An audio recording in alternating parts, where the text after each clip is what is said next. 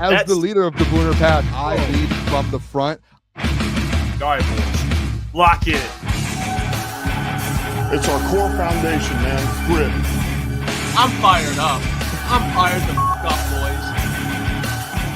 It's pumping right now. It's got my juices pumping, boys.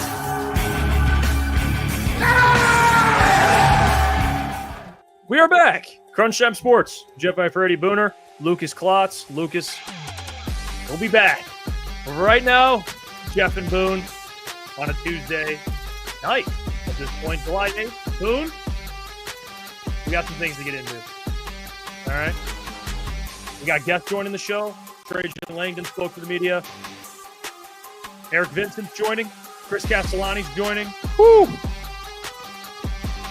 And it is the return of the snack wrap this week at McDonald's, which you were hype about before. Big week. So there's a lot of things going on. There's a lot of things happening. It is. I mean, we do have a pretty packed show. I was actually right before we went out. You were like, all right, we're going live. I didn't put a tweet out, nothing. I forgot. We got a bunch of the fellas are joining today. I'm pumped to talk to Eric about the Pistons. Castellani talking some Tigers. It's going to be a fun show. But the snack wraps are back, though. So that is a big – on Thursday. Not today, Thursday. It's kind of thrilling, to be honest. It's a generational it is legit a generational thing. Like I told you before, this is literally a moment you will never forget in the history of the world, of your lifetime. The return of the snack wraps. It's been something I feel like people have been pushing for 10 years. Like since they took them down, everyone's been like, bring them back, bring them back. Every single year you hear it. It's back. Yeah, it's honestly, growing up, snack wraps were what you got at McDonald's. They were what you got, and now they're returning. So it is exciting. You know what? I've been trying to get the eating right. You know, I'm trying to get in pretty good shape here. You sold me on getting a crunch wrap on Thursday. Whoa! Yeah, don't disrespect snack that. Wrap. Well, jeez, man. Crunch wraps are so good too. They are, but snack wraps are better. I remember there was a world you didn't even know what a crunch wrap was. Oh, you know what there are now. You do, yeah, but there was a world about a year ago where you had no clue. You've never had a crunch wrap Supreme. Now you have. But snack wraps, think about this, everyone in the chat. There's a whole generation of kids that have never had a snack wrap currently. Whole generation. This is going to be a new item for an 8-year-old span of kids. What's I wanted to mention too. What's going on with the training camp tickets thing? Is it like I don't know. To be honest, I saw other people season ticket holders aren't getting training camp tickets. Yeah, I think they just had tickets for so they have limited. They have certain days that are just for like Lions loyalty members. I think they call it something like that. And the Dulsman said, "Dude's acting like it's the right to vote or something." I mean, snack wraps are pretty big, man. At the end of the day, they're unbelievable. Massive. Absolutely massive. For the last 10 years, I've been trying to make my own at home, and I've never cracked the formula. But with the Lions, I think it's just the Lions loyalty members. There's only 2 or 3 days, I think, to where you're able to get tickets for specifically Lions members, if you're season ticket holders. And I think those tickets came out today for those specific practices. And I'm guessing they just had a limited amount. I don't know. I don't see I know a lot of people are complaining about it. I was also someone who really wasn't up in arms about them raising ticket prices. So I might be the wrong person to ask about it, but I just think they had limited tickets for the Lions loyalty members. I believe it's only 2 or 3 practices. So the tickets are extremely limited. So you know what I mean? I don't think they were able to get the training camp days that isn't Lions loyalty. I think that comes out on the 15th. So I think they just limit it to where it gives people an opportunity, and they only have a certain amount. You know how big Allen Park is, Jeff. You can't fit 50,000 people in there. And I'm sure they have 50,000 season ticket holders. So you can't fit them all in there. It's limited. So if you're not in there first, you're probably not getting any. So they go live next week? The 15th is when it for the public. Yeah. And that's all the main dates, I believe. Yeah, the training 15th. camp's coming up, man. It's coming up. We got some guests lined up here to talk about training camp. So I can't wait. I mean, it feels like the offseason starts and then it starts wrapping up. I mean, we're in July and we have training camp and then we have the start of preseason. and the Hall of Fame game now, which is The even Hall of earlier. Fame game's like, dude, it's this month. Yeah, and end of July in I'm Ohio. pumped up. Yeah, I'm interested to see this Hall of Fame game. Like, who's going to play? What's going to happen? If there's going to be some battles, I think, but like this Hendon Hooker thing, is this man going to be the starting quarterback for the Hall of Fame game, Jeff? I don't know. So, okay. He will. What were you looking at? I thought you were going to. I was reading a comment. Yeah, I think he will. I think he will. And we're probably going to, it's depending on how he plays, we'll probably have a whole nother thing. But yeah, he will. So we'll see how that goes. Another offseason covering that, man. Can't wait for it. So fired up. I also saw someone in the chat mentioned their fantasy football lineup. That's depending on how you do your drafts, I actually did a fantasy mock today, the first one. Did you really? You're already firing up the mocks? I wasn't going to, but then I saw someone talking about fantasy football. I can't remember where it was, and it just crossed my mind. I was like, do I have the app yet right now? Have I re-downloaded it? And I re-downloaded it, and none of my leagues are active. So I got to reach out to some people, get the leagues active. And then I did a mock draft just to get a feel for things. Listen, do as many mock drafts as you can before you get to it and do all the different, you know what I mean? You have to practice, man, because there are Jahmyr Gibbs. Like when I did it, the man was like the 3rd or 4th overall fantasy player. I wouldn't be shocked. Yeah. It was crazy. I'm sitting there looking at him like, wow, like this is nuts. But yeah, I did it. I wish I would have screenshotted my team. I wonder if I can go back and no, I don't think I can. You like picking top of the draft, or where do you like picking typically?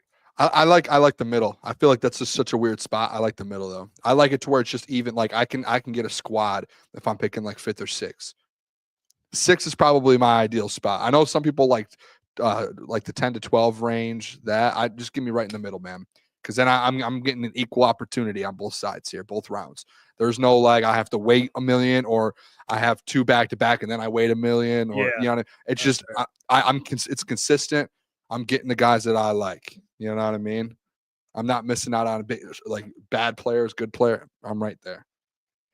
Yeah, I don't like picking. I hate picking one. I never want to have one. I hate it. It sucks. It's the worst, dude, because you got to wait. You get no one. Yeah, I hate it. It's the worst, honestly. I think top 5's the worst because you just don't know who's going to end up being a dog. Like, I think you can, but like, imagine if you picked top 5 last year, you picked CMC, and then you didn't have a pick for 1 million picks, and you're stuck with CMC and then like a late 2nd round pick. You're screwed. You lost the season automatically. You're out. Yeah, you'll see. You'll see Lions players in the top 3-4 rounds. You'll see Amon-Ra, Jahmyr. Yep, Sam Laporta.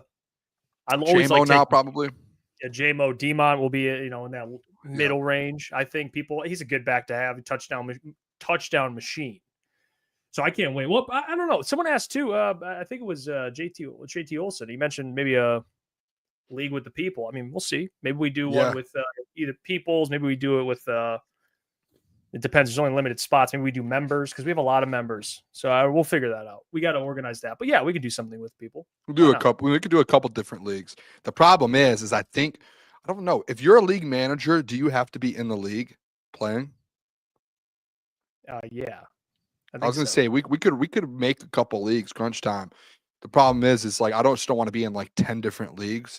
So if we could figure out, I don't know, maybe we pick a couple people from the chat. I know Freddie had hit me up about it. Maybe we get a couple people from the chat who want to be like the manager of it, and we can get a couple different leagues going with some chat members. And we could do for the winner of each one a prize or something. We have like 2 or 3 leagues going. That would be pretty sick. Maybe maybe each one of us is in a different league with some the chat members. That'd be sweet. Yeah, you probably want to be in the league with. You've won. I feel like you're pretty good at fantasy. No, you're pretty good. Yeah, no, I'll be at the top every league I'm in. I'm locked in. Are you the worst fantasy player? No, you're good too. You've won a league too. Yeah, but it just depends. It just depends if the playoffs. I always fall short in the playoffs. You did. Yeah. John F. and Lord did say in the chat, you did cheat. You are considered the biggest cheater in fantasy football history. People really They don't know the context of that league. That league was. Do you want me to tell the people? I think if people already know the truth, you got paid off. There was no. You got paid off. That league was. I'm surprised I even got paid off because there was no reward in the league. It was literally there was no. Which is fair. We had all competitive leagues on the side. That was like let's just do a draft and just have fun. It was a competitive league. We all were trying. Right or wrong, no one was setting lineups. No, people were. There were maybe two. We had 12 teams. There were maybe 2 or 3 teams who weren't setting lineups. You happened just to go look at those 2 or 3 teams, and you went, I'm going to destroy the league. Because as soon as you did it, and as soon as that happened, there were about 6 or 7 of us that were in the contention to win the whole thing that instantly were like, what is going on? Jeff, if people weren't setting lineups and the whole league wasn't playing like you said, guess what? No one would have cared. The fact that there were 6 or 7 of us that all were like, what is going on right now with the league? Why did you just give your best players to Braylon? Why did this just happen? And then, you tell me on the side and good old Booner, I'm not giving secrets away. It's like I feel like I'm in the mob here. I'm in like Goodfellas. Hey, Boone, don't tell anyone, but Braylon paid me a lot of money to give me so I can give him his best players. And you just ruined the league. Ruined it.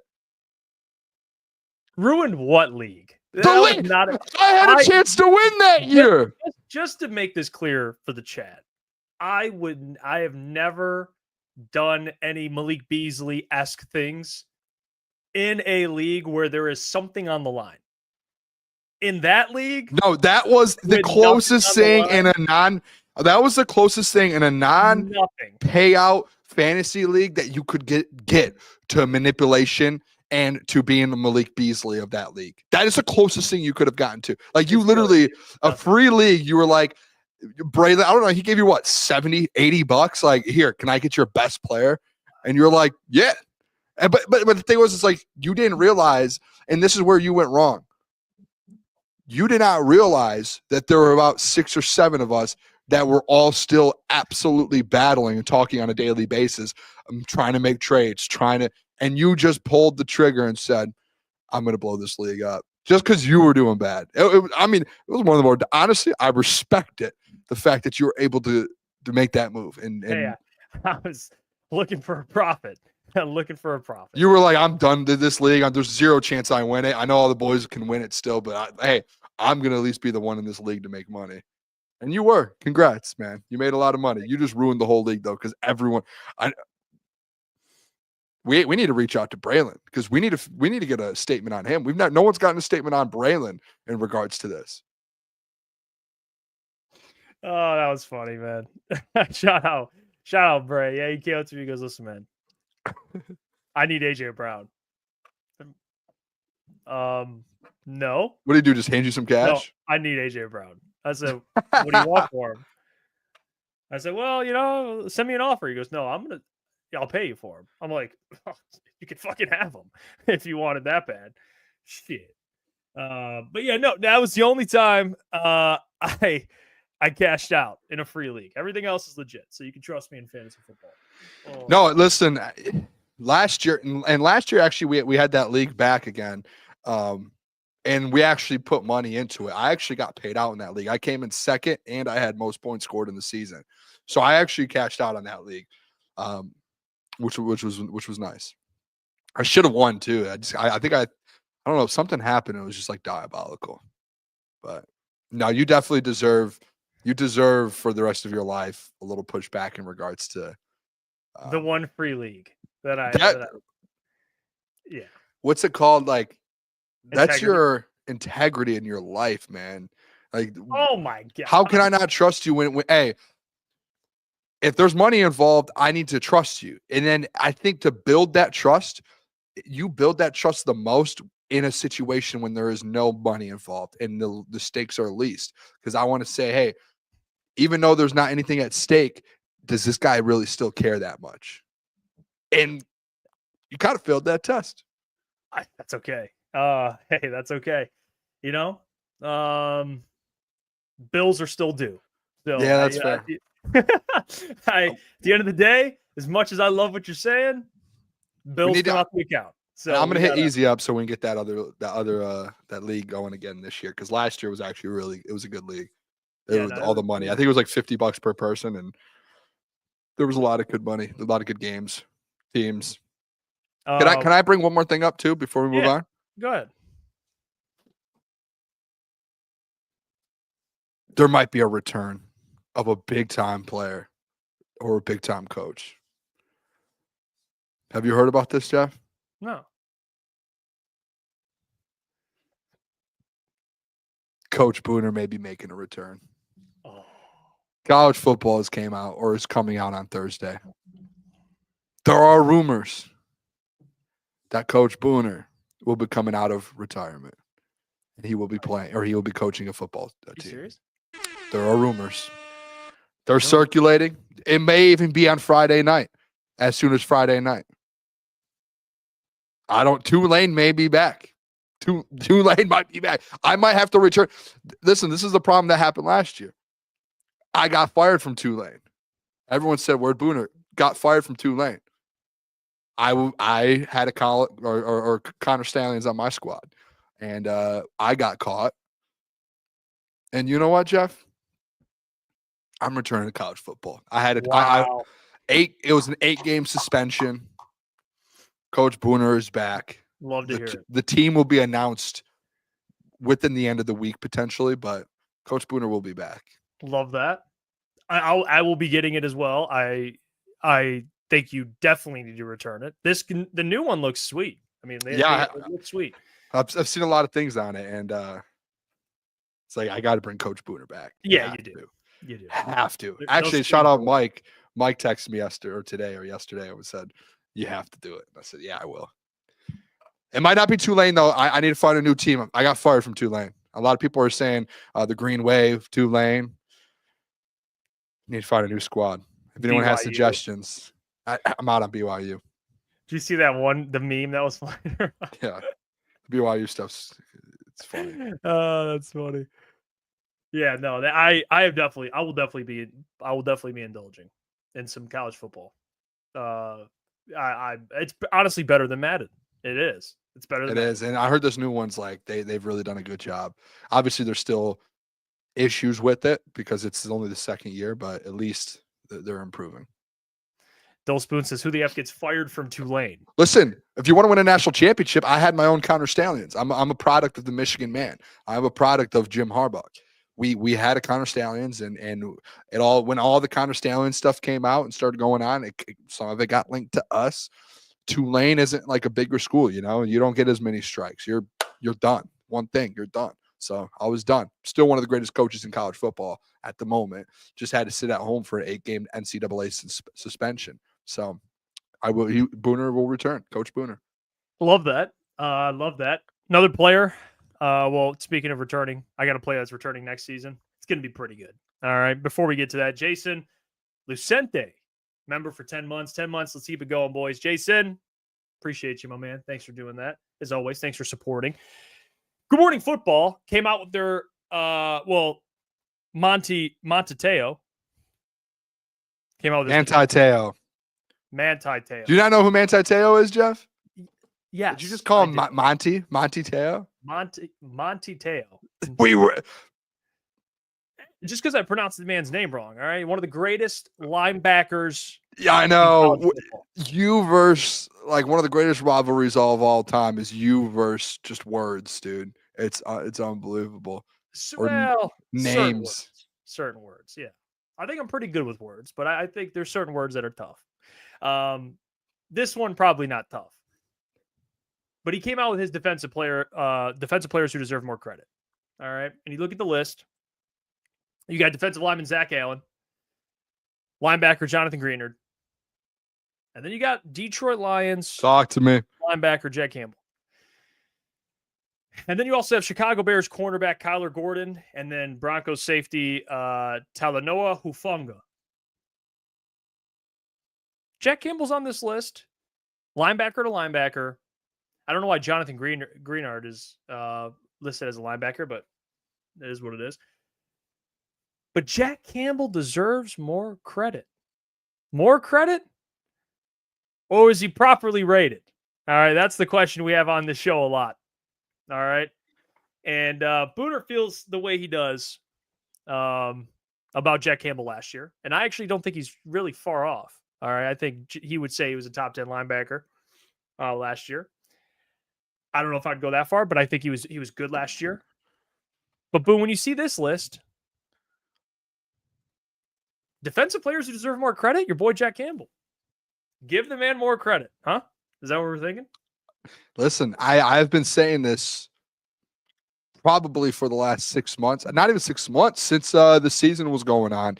We got in the argument back in December about Jack Campbell. And I know we don't like, PFF grades, this, that. I understand that. But I think there's a sense when you look at the PFF grades and you look at the different statistics and you break it down based off of snap count and who's actually out there playing majority of the snaps, right? Like, it's easy to be like, hey, this guy played 10 snaps. His grade is fifth in the NFL. No, Jack Campbell, if you take like the minimum amount of snaps, let's say 500 out of all linebackers, in almost every single category out of linebackers, this guy is top 5 rated in every single one. Every single one. And I think people kind of overlooked that a little bit. And I think I said this before, dude, when the Alex Anzalone stuff, when he went down and they struggled, I don't know if fully it was a struggle because of Alex Anzalone's talent on the field per se. I think it was more so, and I've said this before, Jeff, it was more so like the green dot side of things, like calling coverages out, plays out, making adjustments. And then at the same time, when Anzo goes down, you also lose a guy like Aleem McNeil. You also lose different players on the field too. That wasn't just Alex Anzalone. So I think that kind of overlooked it to where when Anzo did come back, they did have a good game defensively, and everyone just completely just shut out what Jack Campbell's been doing. I said it a million times, Jeff, even through the first 5-6 weeks of the season when they both were healthy, if you go look at the stats and go look at the grades and go look at everything and even go watch the film, Jack Campbell was playing better than Alex Anzalone. He was. Like, and people just don't want to go back and watch. People don't want to go back and look at it. It just, without doing homework, instantly just, Anzo. And I love Anzo. I've been banging the table for them to bring Anzo back and get the man an extension so he's playing this year. I think you need both of them. One of the best linebacking crews in the NFL if they're both there. But I do think, just like Manti Te'o said, Jack Campbell's one of the more overlooked players right now in the NFL on the defensive side of the ball. Like, he deserves a lot more credit for what he did last year, especially with all the injuries that were going on and everything going on with that football team. That man just continued to step up, continue to play in every single category. This man graded extremely high. He graded in the top 10 in every category in his position group, man. That's hard to do. It really is. You have to be very good to do that.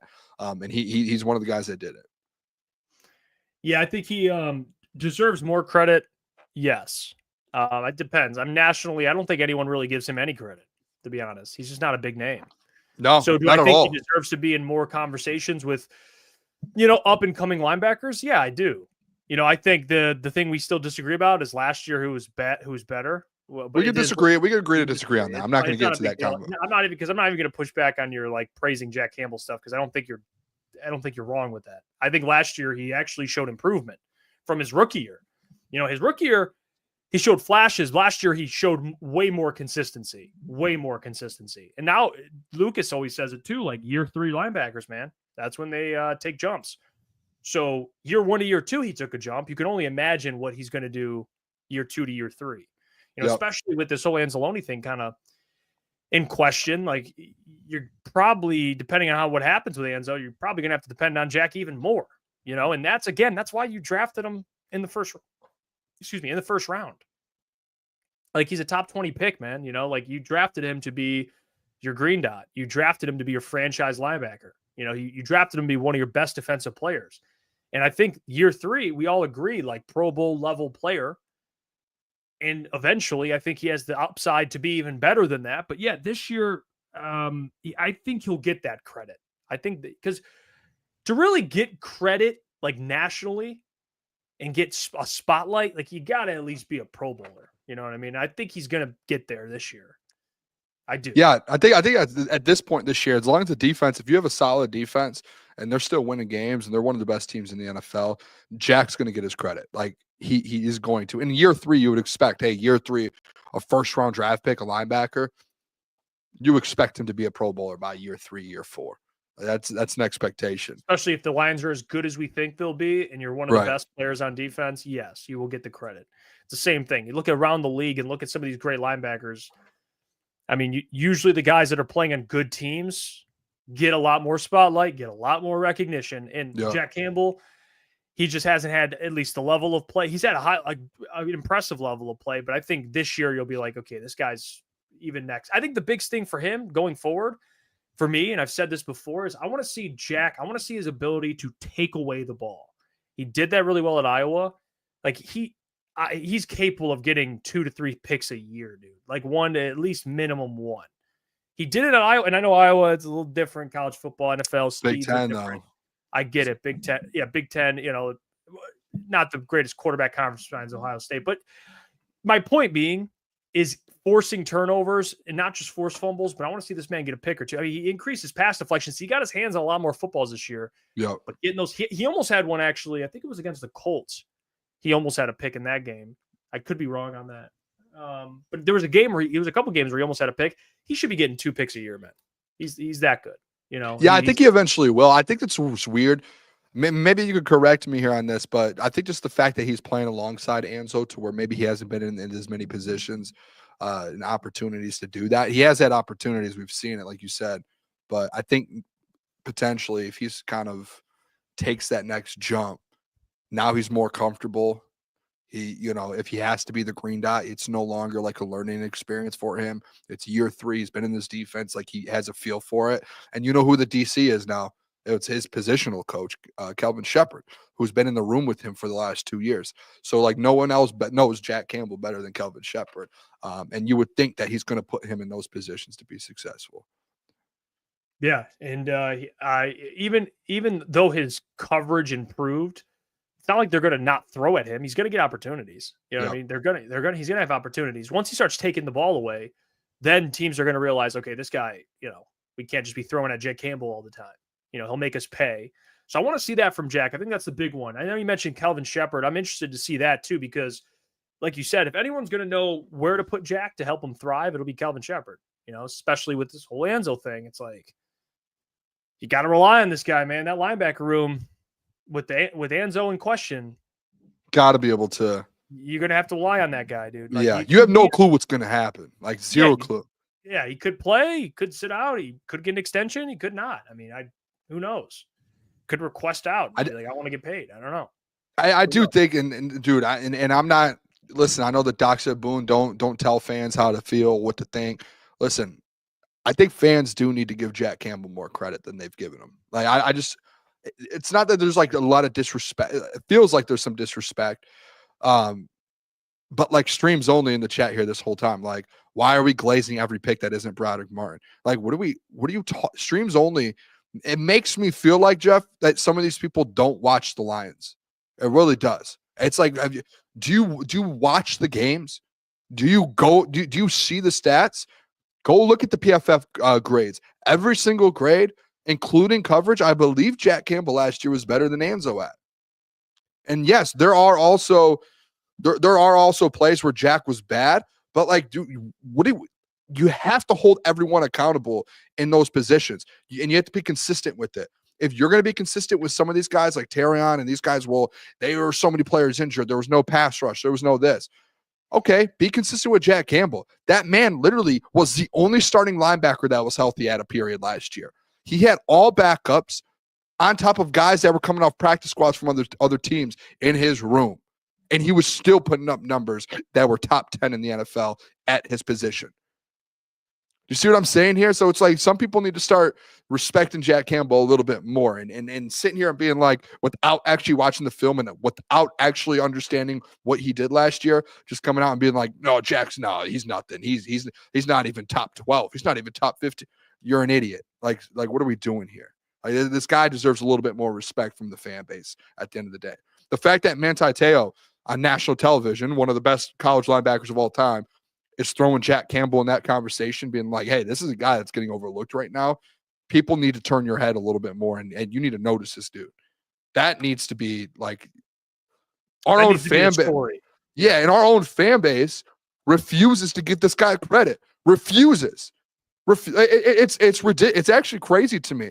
It's insane that our own fan base, Lions fans, will refuse to give any credit to Jack Campbell and step up and be like, why is this guy not being talked about as a top 5 to top 7 linebacker in the NFL going into next year? How? It's great. And then when someone like me says it, it's like, dude, hey, this Booner guy's crazy. No, I'm realistic. Yeah, I think see, this is why you think he's there already. I think he'll get there. That's the only difference in our argument. It's not even about his talent. I think he's like right now. I'd put him. We did the list last time. We're not doing that all again, but I think I had him anywhere from 10 to 15, probably like 12 to 15. I think I had him, but you have him top 10, 8 to 10. It's a couple spots different. By the end of this year, if he keeps improving, Jeff, from year 1 to he did a year 2 to year 2 to year 3, dude, he's going to be top 5. He will be. They're like the trajectory. Yeah, to be top 5, you're talking like he's in that elite tier, which if he is. Oh, he is. Yeah. That means his defense can take a whole nother step, man. If he's playing at that level this year, that defense will be a whole nother level, Super Bowl level defense for sure. All right, let's get to some Pistons, and then we're going to have Eric Vincent on in about 13 minutes. So I wanted to show some things that we saw today from Trajan. He spoke to the media, had some quotes. I'm going to use Amari Sankofa from the Detroit Free Press, also co-host of the Pistons Pulse podcast. Shout out Amari. I want to try and get him on soon, but he has some quotes here I want to show the people, and then we can kind of knock them out one by one, Boone. You can kind of give your thoughts on it. But the first player he did point out, Asar Thompson. He said, Trajan Langdon, he said, you're going to see a different Asar. He's gotten bigger, referring to his frame. He's filled out naturally and has been in the practice facility all summer. So a player that Pistons fans are banking on, Asar Thompson, he's working. Jalen Duren, he's working. So how much better will they get? I don't know. But if Asar Thompson grows into the man body, maybe gets a semi-dependable shot, he's got one of the highest ceilings. He might have the highest ceiling on this entire roster, honestly. I do. He might have the highest ceiling because of what he can do athletically with his size, length, defense, what he can do defensively. He's got some untapped offense. Now, offensive ceiling versus reaching it are two different things. But in terms of ceiling, he's an exciting player. Asar Thompson. Yeah, I'm interested to see what Trajan's talking about here. This quote here, I don't know about you, but it makes me feel like I wrote it down in my notes today. It makes me feel like there's a lot of expectations and you're relying and kind of going all in on an Asar Thompson jump. Like that's what they're expecting. Like you're putting pressure on him. Him, it's really like pressure. I don't know if you feel the same way with this, Jeff, but like these conversations with Trajan in the offseason, it's just like everything right now is on the chest and on the back of Jaden Ivey and Asar Thompson. And you're putting it all on them. And that's where I don't know if I like it, because it's like if one of them don't work out, what's happening? But it seems like they're obviously all in on both of those guys to have a big season with Cade, which it could happen.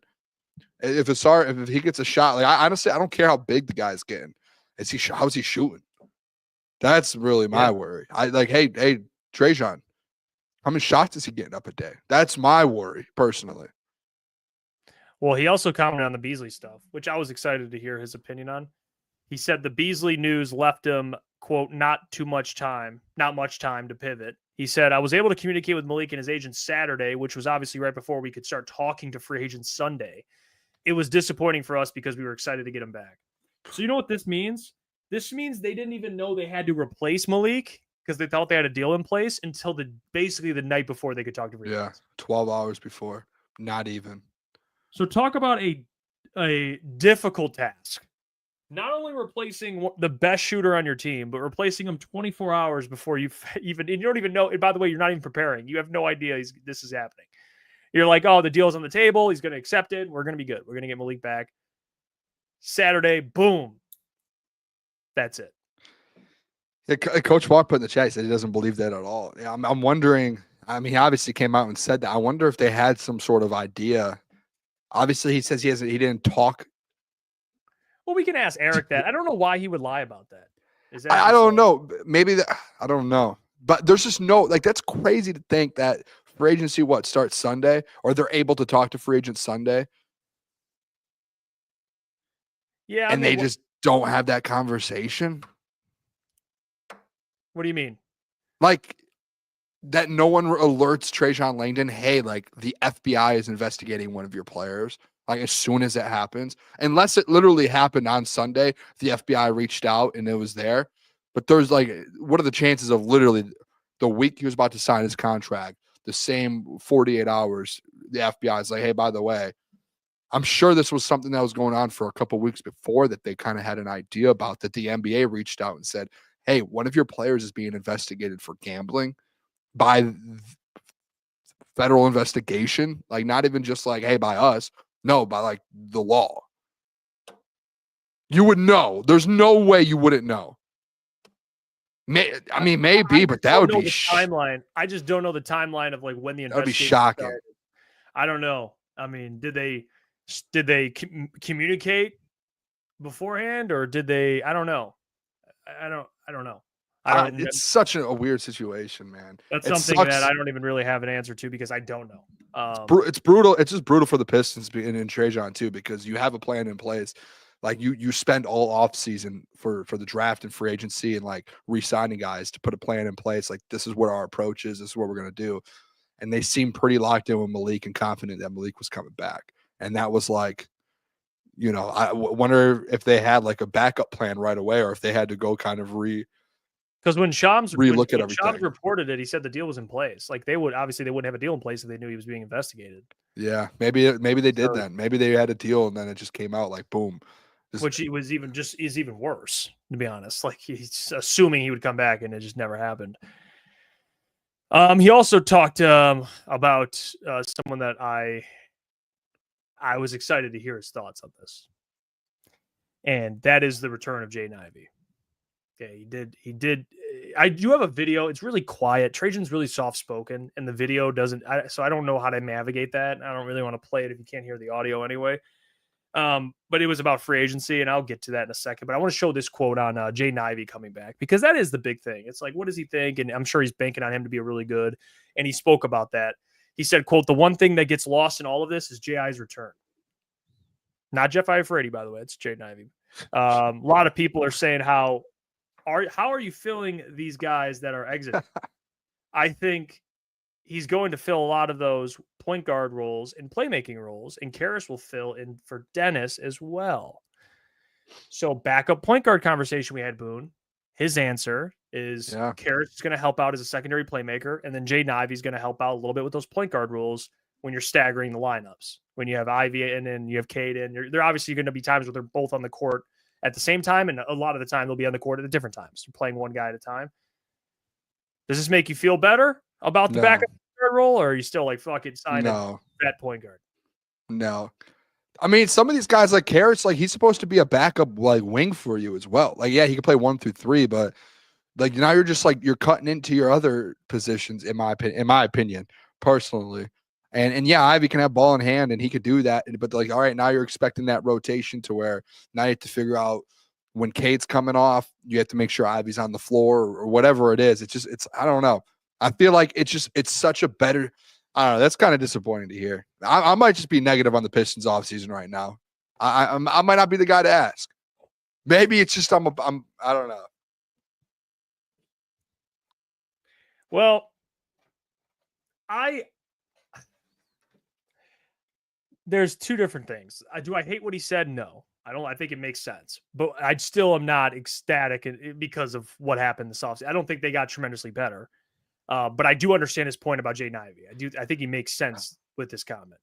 It makes sense, but because once you get into the playoffs, like you're not going to need a back. I guess I do understand what he's saying, because once you get into the playoffs, you're playing what, 7 guys. You can play 8. But that would be a forward, probably Ron Holland, and then if you want to play 9, that's probably a big. So you're not playing a backup point guard anyway. You're probably playing Karras, Duncan. So I kind of understand what he's saying, but also I'm not. That doesn't excuse that. Like this offseason, I'm not going to sit here and say they got tremendously better. The only thing that's going to dictate that is the players getting better. You know what I mean? That's really the only thing that'll. Tremendously better. Yeah, I guess I see where that's coming from. I mean, it makes sense. I'm just talking about the backup point guard thing. Yeah, that's where I'm at. I'm not talking about that. They still need to stretch 4. They do. You know, I think That they doesn't need a change. backup point guard as much as they need a stretch four. Like, I think they have players that can play both. Tobias can play stretch four. Stu, if he needed to, can step in and knock down. He's 30-something At percent. least they have 3 guys that can make plays at guard. Like they can make a little bit. Yeah, Like they I have don't know. I Cade, feel like you Ivy. need like a true point guard in that building. You do. Like you need a Dennis Schroeder. You need to find something like a true point guard. You don't have one. You really don't. Like you have wings that can play point. You just don't have that like ball in hand. I mean, Cade obviously, but I'm talking about outside of Cade. You don't have it. Yeah.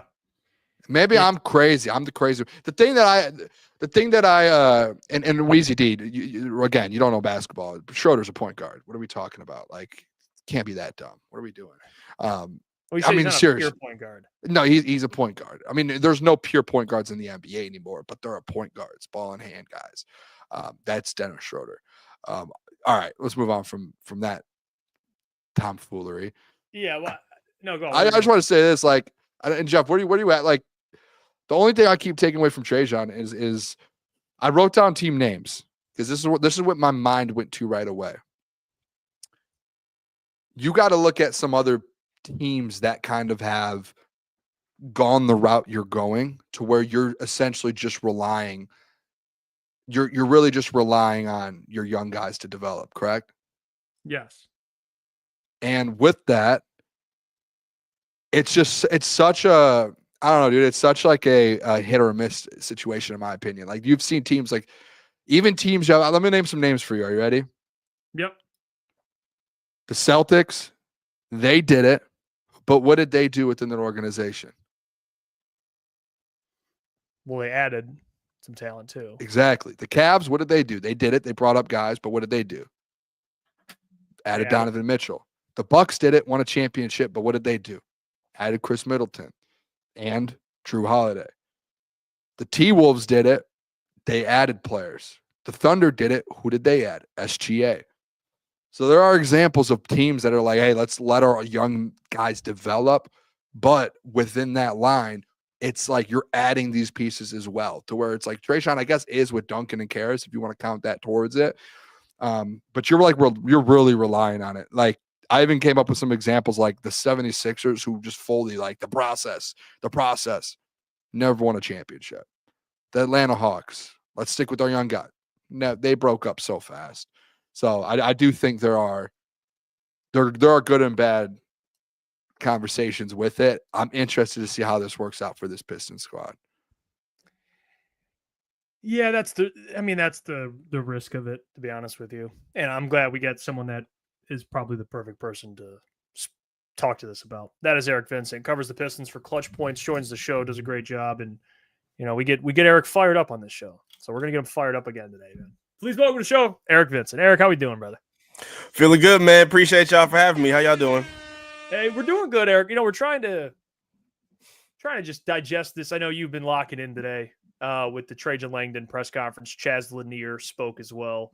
But can we just now that you got to hear directly from Trajan, because I know you, and that's why we love having you on. You're opinionated. You come on. You were iffy about the free agency period.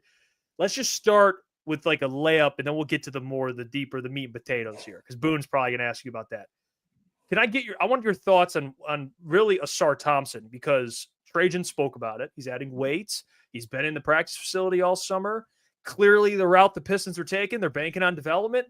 And I said this, I don't know how crazy this is. I think Ausar Thompson, you could argue has the highest ceiling out of all these guys. Obviously Cade Cunningham has a high ceiling, but Ausar, with what he can do, playmaking, obviously the shooting is a big question, but defensively, athleticism, everything. How big of an impact do you think if Ausar Thompson takes that next step, and he's a guy that can get you 20 any given night, not consistently, but can be that kind of third guy just depending on the night? How big of an impact do you think he makes on the Pistons if he takes a massive next step next year? Yeah, I think it honestly changes a lot. Knowing what they have in terms of their offensive production, a lot of it was predicated even last season with their backcourt. Cade obviously having an All-NBA season, Jaden Ivey breaking out as a scorer and a shooter. Obviously, Malik Beasley, one of your best shooters. And then they had some production as well, kind of sprinkled in from the front court. Tobias had a really good year. Duren had some flashes, but I mean, he's not really predicated on being one of your sole scorers or offensive producers for him. He does a lot of the dirty work and obviously catches a lot of lobs from Cade.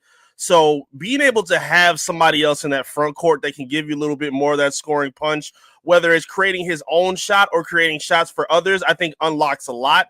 And kind of like you said, a guy like Ausar, really, you could argue definitely has, maybe the highest ceiling of any other Piston outside of Cade, knowing how great he is as an athlete, knowing his elite level defense that he plays, and he's still able to affect the game offensively as well. Again, he's not, a guy that's going to go fill it up for 30 every night, but the way he has, great anticipation with his passing, the ability to get on the glass and do some of the dirty work as well with Duren and Stu. We saw him dunk on a lot of guys with ease, even just like jumping off 2 feet or really taking like maybe a step within the free throw line and still finding a way to glide through the air and dunk. Like, there's definitely a lot that can change for the Pistons. I mean, you look at guys like Ausar, Ron Holland, like something else. Like someone else kind of has to take that next step in the front court. And I think all eyes are going to be on Ausar to see if he can be that guy to kind of give them a little bit of that extra punch. Hey, Eric, I hope so. I hope this man is an all-star next year. I mean, I feel like maybe I'm wrong, Eric, but I feel like and this is just me, either Ivy or Ausar has to be an all-star next year if you want to take a jump. And the reason I say that is because you didn't go out and get a kind of that number 2 for Cade. So it's like, hey, if you want to take a jump from last year to winning multiple playoff rounds, to me, that's just I've been more negative on this offseason. And I don't think it's been a really bad sense, but more so, Eric, it's just like, and I'm going to get your thoughts on this. It feels like there are still positions on this team that need to be addressed. We've talked about the backup point guard, stretch 4, that they kind of went away and they didn't really get that. They added obviously some scoring and some playmaking and shooting with Duncan and Karras. But outside of that, there's really no and I said it here, and someone said, oh, well, Dennis wasn't a true point guard, but like a backup point guard outside of Cade Cunningham and if kind of relying on Jade and Ivy to do that. What are your thoughts on this offseason so far? Do you think it's over with Trajan? Do you think he's done based off of what you heard today? Or do you think he's going to still go out there and find that stretch 4? We saw the money that got available yesterday, I think it was 14 to 18 million that became available yesterday. What are your thoughts on all of that? Yeah, I definitely think Trajan is going to keep his eyes open for a little bit longer. In terms of this offseason, I think this might be the roster that he tends to run with unless something dramatic changes. Knowing how we've seen of this offseason, anything could happen. So, but at this point, I think he is kind of banking on, the internal development of the young guys. And I think he's very confident in the guys that they've acquired thus far. I understand some of the hope and, maybe some of the, I don't want to say pessimism, but some of the questions that are around, the level of guys that they required.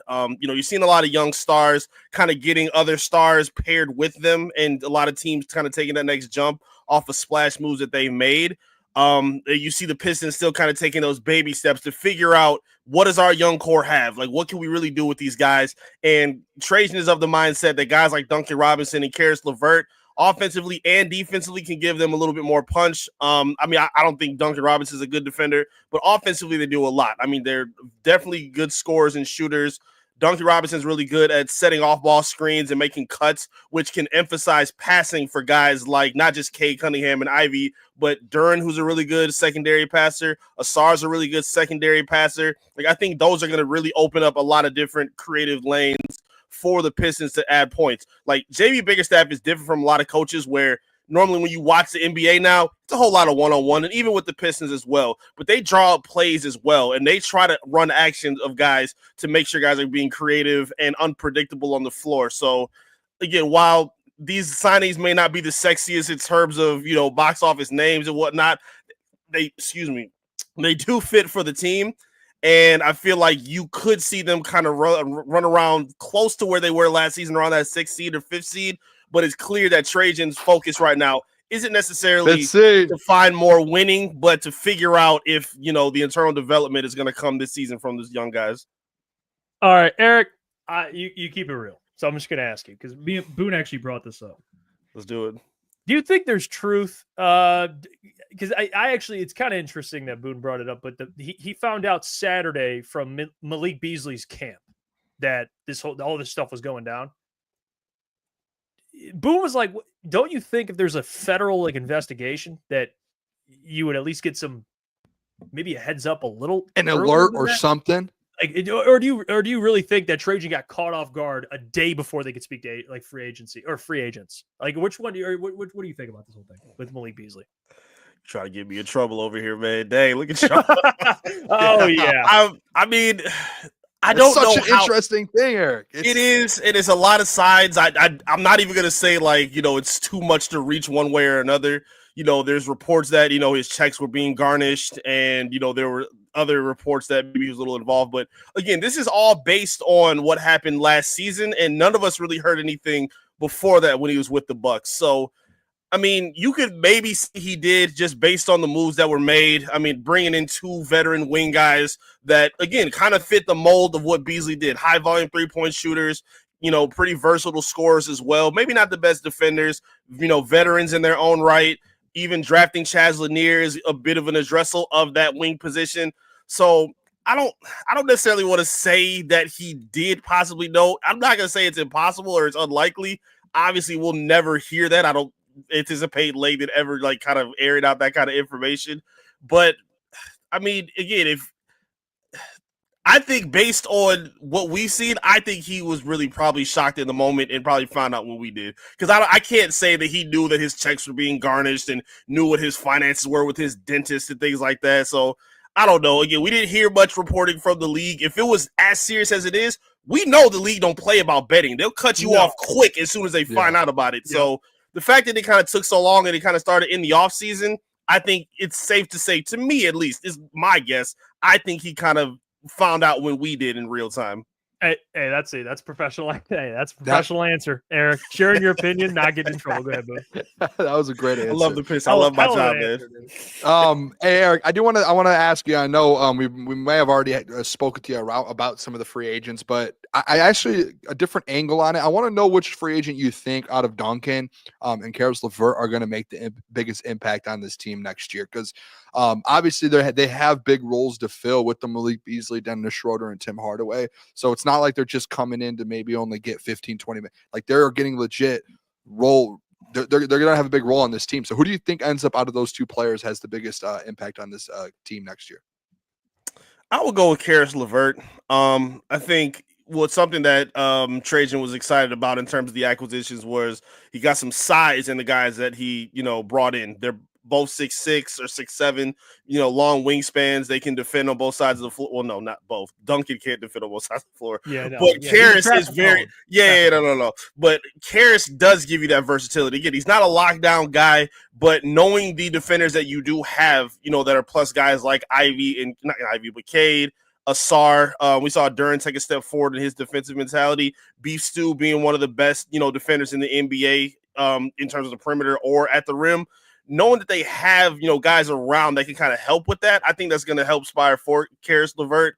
And I think offensively as well, I think he's going to be put in better positions where, because it's a lot of questions. We just talked about the backup point guard positioning for the Pistons. They have other guys outside of Cade and Ivy that are familiar with ball handling. I mean, obviously you still have Marcus Sasser, who's kind of in the air right now, but there were some times last season where they brought the ball up with Tobias Harris, brought the ball up with, Tim Hardaway Jr., and LeVert is a better ball handler than both of those guys. So I think having a little bit of that versatility with his scoring, as an off-ball scorer, he can play catch and shoot basketball. He's really good at creating his own look as well. We've seen that basically in every stop of his career thus far, even though he has been traded a lot. He does have value, and we know that JB Biggerstaff is good at getting the best value out of his players, young or older as well. So I think LeVert will probably make the biggest impact in terms of what they need, because the Pistons need more creators to take some pressure and double teams off of Cade, and I think Caris will be able to do that. Let me ask, because this is the annual Jalen Duren's taking jump shots, attention everyone video coming out. It happened. It's I mean he's got something. There's no denying. I mean the guy's got something. He's taking spot up threes, dribble pull up from the elbow. He's doing all these type of training. I would like to think that Jalen Duren, I mean, talk about ceiling. That's another guy. I think we can all agree high ceiling, especially if he gets a jumper, which like in today's NBA, dude, like 5 minutes. I mean, you saw Miles Turner just get paid what he got paid. You got to be able to shoot the fucking ball. What do you, in your mind, from just Duren from last year being kind of the, getting better defensively, which I think that was untapped potential. Thank God, JB Bickerstaff, they helped him out with that. Being as great of a rebounder as he is, obviously he played better as the year went on. But when it comes to adding a jumper, what do you think that looks like for Jalen Duren? Because if Jalen Duren, he's an extension coming up. It's like, if you're going to pull out the jumper, dude, it's going to be this year to pull out the jumper. What do you think about those videos and just kind of Jalen Duren's ceiling, adding that potential jumper into his game? Yeah, he's joining that class with Ben Simmons. If Isaiah Stewart can do it, Duren can do it. Go ahead. Oh, okay. All right. I got no confidence. But yeah, this is definitely territory of the Ben Simmons jump shot experiment in the summertime. Whenever you see that, that's when you know summertime is here. Killian Hayes, same thing. Andre Drummond, when he used to take jump shots. But yeah, moving to your question. Listen, I watch Duren during pregame a lot. He works on that jumper a lot. Like, he works on the elbow. He bumps a pad and, works with a lot of guys off the court or on the court as well to kind of like work on that step back, the three as well. So the work is there. He just obviously doesn't put it into the game a whole lot, but I don't think it's impossible. I think his mechanics look good. I think the confidence is there. He just doesn't really break it out a whole lot. Even when he was scoring last season, a lot of his shots, I mean, obviously he's not, posting up on the block like a traditional big, but a lot of his scoring outside of lobs from Cade came from him getting the ball at the top of the key and then kind of taking 2 dribbles and going past his defender. I would like to see maybe he'll try to do the exact same thing because he gets the ball a lot at the elbow. So maybe he takes a quick jab dribble and, steps back and tries to find some range, like a Jermaine O'Neal type shooter from 15 feet. I think that could be very, very efficient and productive for him. Because, that front court, it can't just be Tobias, who's aging at this point, with him carrying the scoring load of that offense. Like, it's not enough. Cade needs some more help. Ivy's going to need some help, and that front court's going to have to provide something outside of just lobs that they catch from the passers. So, I'm not going to rule it out. It may take a little bit more time, but I think we might see him tap into that mid-range shot a little bit more, based on the confidence that the front office and the coaching staff is giving these young guys. They're going to want to see them take some steps of, okay, well, we're trying to figure out this foundation, so what can you do? So maybe this is a moment for Duren to take that step, and I think we're probably going to see a little more of those attempts as soon as this season. Love that. Hey, Eric, I know we already spoke on Jaden Ivey. I did happen earlier to see on Twitter a couple fans taking the backup point guard as him becoming the 6th man again. And I did see Easy in the chat said, "Tell Eric I said what up," and this is a sign to Ivy 6 man. Easy. Not easy. He's the number one of this conversation. We're not doing this again, right, Eric? There's a 0% chance this man's a 6 man. I don't see him as a 6 man at all. I mean, the only time he played 6 man is under Monty Williams, and that didn't really go that well. So where this confident is that everybody believes that he's going to be a 6 man all of a sudden doesn't make sense. He's played his best ball as a starter. He's one of the best off-ball scorers of the Pistons, similar to Asar. When Duren catches the ball around the elbow, he's really good at cutting once the defenders kind of sag up a little bit. He's quick enough, just like Asar is, to make that quick cut, catch an easy pass, and dunk it at the rim. And also not even just looking for a shot, but he's good at setting up others for shots as well with doing the exact same thing. I don't understand why people are interested in him being a 6 man. It's not that it couldn't be a good idea, but as of right now, we haven't seen any proof that works. He only works right now from what we've seen as a starter, and you need help at the starting 2 guard based on the double teams and triple teams that Cade Cunningham saw all season long last year. So no, I'm not on team 6 man. Let Ivy start. It makes the most sense for this core, and it makes the most sense for this roster at the moment. That would be crazy if that happened again. All right, I have 2 more questions for you, Eric. One about Ivy here. Do you? And this is something I haven't heard actually much of. And like Aiden Hutchinson and Jaden Ivey both did their fibula, so similar injuries. Maybe Hutchins was a little worse because that one was pretty gruesome. So was Ivy's, but the Ivy thing. Do you think there is a chance that he comes back? Because I actually said this yesterday. No one's talked about like, hey, is he going to be back fully healthy? Like with Hutch, a lot of people are like, hey, can he get back to that next step? Is there a chance that Ivy like loses a step of speed here or looks a little different? I don't know if people have talked about that in the building or you guys spoke with Trajan on that. Is there a chance that maybe he's a little slower or something with that? I'm not sure how that works I guess with that injury. Based on what I've heard, Trajan has said that he anticipates for Ivy to be back at the start of training camp. Everything that he's indicated thus far says that he looks good, that he's progressing at the right, at the right speed of his progression and his recovery. Okay. Is there a possibility that he possibly comes back slower? Yeah, that was a bad injury that he took from Cole Anthony, against the Magic. So, again, the fact that we were even able to see him, walk without a walking boot last season the way we did shows that he was taking the right steps. I haven't seen a whole lot of bursts from him yet in practice or anything of the sort. I've kept that a little low in terms of what we can see during practice and whatnot. But based on the signs that I'm hearing is that he's taking the right steps and that he could be okay. Again, he's kind of slept on in terms of what his speed was. I think Asar gets a lot of that prop, but Ivy's one of them ones too in terms of speed and athleticism. So hopefully it's not, taking a hit, because that was one of the biggest strengths that he had. And that was something that JB liked to use a lot when setting up quick, easy scores at the rim, was isolating Ivy in space, blow past your defender, get an easy layup. So hopefully that's not gone, because they're going to need that big time out of the backcourt. The second question I had too, on Twitter, there was the conversation about Isaiah Stewart and Nikola Vucevic from the Bulls. And there was that whole trade situation. What are your thoughts on that and keeping beef stew here in Detroit? I think it's a terrible idea. I think try to trade for somebody like Vooch doesn't make any kind of sense. Okay. The Pistons. That's what I like to hear. I love beef stew. Yeah, I've grown to be a bigger fan of Stu. I kind of hated last season how he was playing out of position. I remember that, Eric. You came full circle, man. Yeah, he proved me wrong. I got no problem admitting it. He came through. He's playing in a better position now. He's not a stretch forward. Like, that's just not his game. He's a guy that does the dirty work.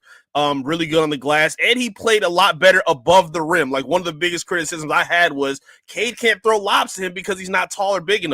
Last season, basically everything he was catching, he was finishing his layups, and he was dunking a lot. So, hey, kudos to Beef Stew. He proved me wrong, and I think he works for the rest of this core, the foundation. But, yeah, no, Vooch wouldn't make any kind of sense. He's a shooter, but he's getting older. He's an absolute cone on defense, and he doesn't fit the foundation of what the Pistons want. They want guys that are going to be dedicated to both ends of the floor. And even if Vooch was at this point in his career trying to be dedicated to defense, it wouldn't look like it. That's how bad of a defender he is. So that wouldn't be a good look for them at all. Well, last question. Can you, in your mind, kind of break down this trade exception thing? So the Pistons traded for the $14 million trade exception. They got a second round pick. Yep. There's got to be something. Like, what's the I guess the theory behind that? I know in the NBA they're using these trade exemptions to, like, it covers if they were to make a trade, you have that $14 million as like an exception you can include in a trade or take on salaries, for example. What was your take on that? The whole move. It was a quiet move, but people were talking about it. Yeah, so that was the conclusion of the long-awaited potential Malik Monk signing trade, a part of the Dennis Schroeder trade. Didn't happen, got started, then went down, started up again, came down again. And, unfortunately, it didn't come away with Malik Monk, but the trade exception is a huge acquisition for him. They can take on that exception and they can make a trade where it basically allows them to be above the cap under that the exception, which is, I think, $14.3 million. So they can still be active with that in the trade market. They don't have to use it right away. And I feel like Trajan is going to be looking around with that exception to see who those possible fits could be, because he's going to be active. I think he's keeping his eyes open. He wants to prioritize the young core for sure, but he wants to make sure they have the best pieces around them. And I think that exception could open up their eyes to maybe looking at different stretch fours, guys that are older. These aren't like specific name. I'm kind of just freeballing a little bit, but guys like maybe like a Harrison Barnes or something like that, who are older veterans, kind of fit that position that they need. And maybe you don't blow up your entire cap space to bring in a guy like this, but someone similar to a Dennis Schroeder can kind of suffice you for the second half of the season or whatever your intermediate steps are. But yeah, that exception is going to be huge for him, just as another building block option. Again, getting that second rounder or giving up for him to get it was big for them. And it just shows that Trajan is keeping all options open. And it's not strictly just wait for the young core. It's what else can we help add to them to make sure they're on the right path of success. And I think getting that exception was a big deal for him.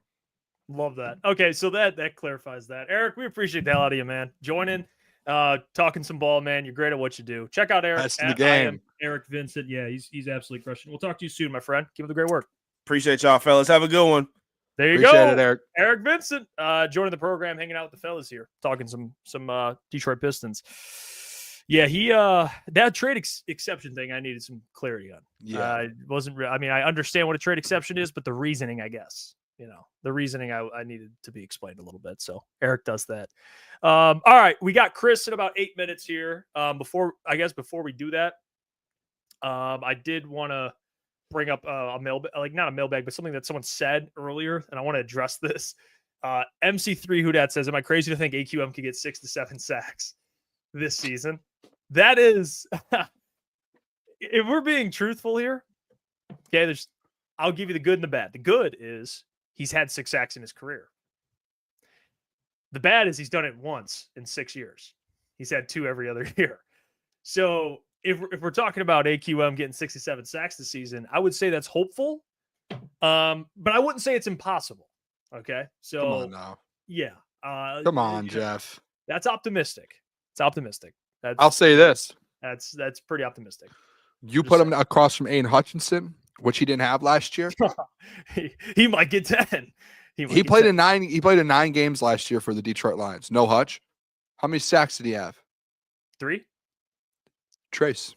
He had 3. Trace. He had 3. So you double the games essentially, and you throw some better players on that D line with him that are taken away from him. I wouldn't. I'll say this. MC3, who that? You're not crazy. You're not crazy. Who that? Yeah. Who that? I wouldn't be shocked if AQM had 6 sacks this year. I would not be. If he's healthy all season. If he is. I think there's a reason they brought him back. They liked what they saw in those 9 games. They really did. So yeah, someone's got to step up, man. If Davenport's hurt, Jeff, AQM. It would be AQM. Ahmed Hassanin. It would be AQM. Or, I mean, maybe Ahmed shocks, he goes out there and makes an impact way earlier. But AQM would be the next one up. Okay, he would be. Yeah. And you'd like to think that better players will increase production, but that also would mean they're going to take the sacks away. That's another thing that probably will happen too. Aiden's going to be back, but Aiden's going to get 17 of them things. So, but Jeff, but he will be doubled. He'll get double teamed, take a guy away from someone. Who's that going to be? Which is true. Probably AQM. I think there's a positive on both sides of it. I wouldn't be shocked though if AQM ends up being one of the ones that get you 5 or 6. Maybe he was just under our nose this entire time. Maybe we just like AQM actually, is really dude, the solution. I haven't said this publicly, and I haven't said it on the show or socials. I'm going to put a tweet out on my personal at some point here in the next 24 hours. I'm starting to get a little worried about this Zadarius Smith thing. I told you, man. It's getting a little close. Last week, I was fine. It was the 4th of July. They report next week. Like, training camp is next week. I think the rookies are next Wednesday, and then a couple of days after that, I think it's the 16th maybe, and then the 19th. I don't know. I might have the dates mixed up. They're close. Dude. Yeah. The fact that and I guess the only thing that's really keeping me like fine with it is that he hasn't signed with anyone else. So he's obviously not going anywhere else as of now, but I'm just getting a little nervous. And I've been probably the most optimistic and positive about Zadarius Smith returning to the Detroit Lions. And yeah, we're getting it's cutting too close for comfort right now. I'm going to be honest with you. Yeah, no, it's I'm getting a little uncomfortable. I'm getting a little uncomfortable. I really am. I mean, I told you that, and I'm running out of confidence. I am. I said that last week, and it's only gotten worse. The Lions are so big on like, if you want to be, we want guys that want to be here. It's like could they sign him? He wants to be here though. That's the thing. Yeah, he does, but it's like now you'd want to be here and like get used to, meet your teammates and everything and be on the team. It's like, I don't know how they're going to feel. He just walks into like the season, no training camp, and is like, what up? That's why I think there's a time. I think in the next, I think you have 14 days. Let's give it 14 days. What's today? Tuesday, July 8th? Yep. The 22nd. 22nd. Yeah. In 2 weeks, Tuesday. I hope by then, in the next 2 weeks, Zadarius Smith is a Detroit Lion again. I'm going to sit there and just I'm going to go to bed every night and pray. Just please, please. Everything you can.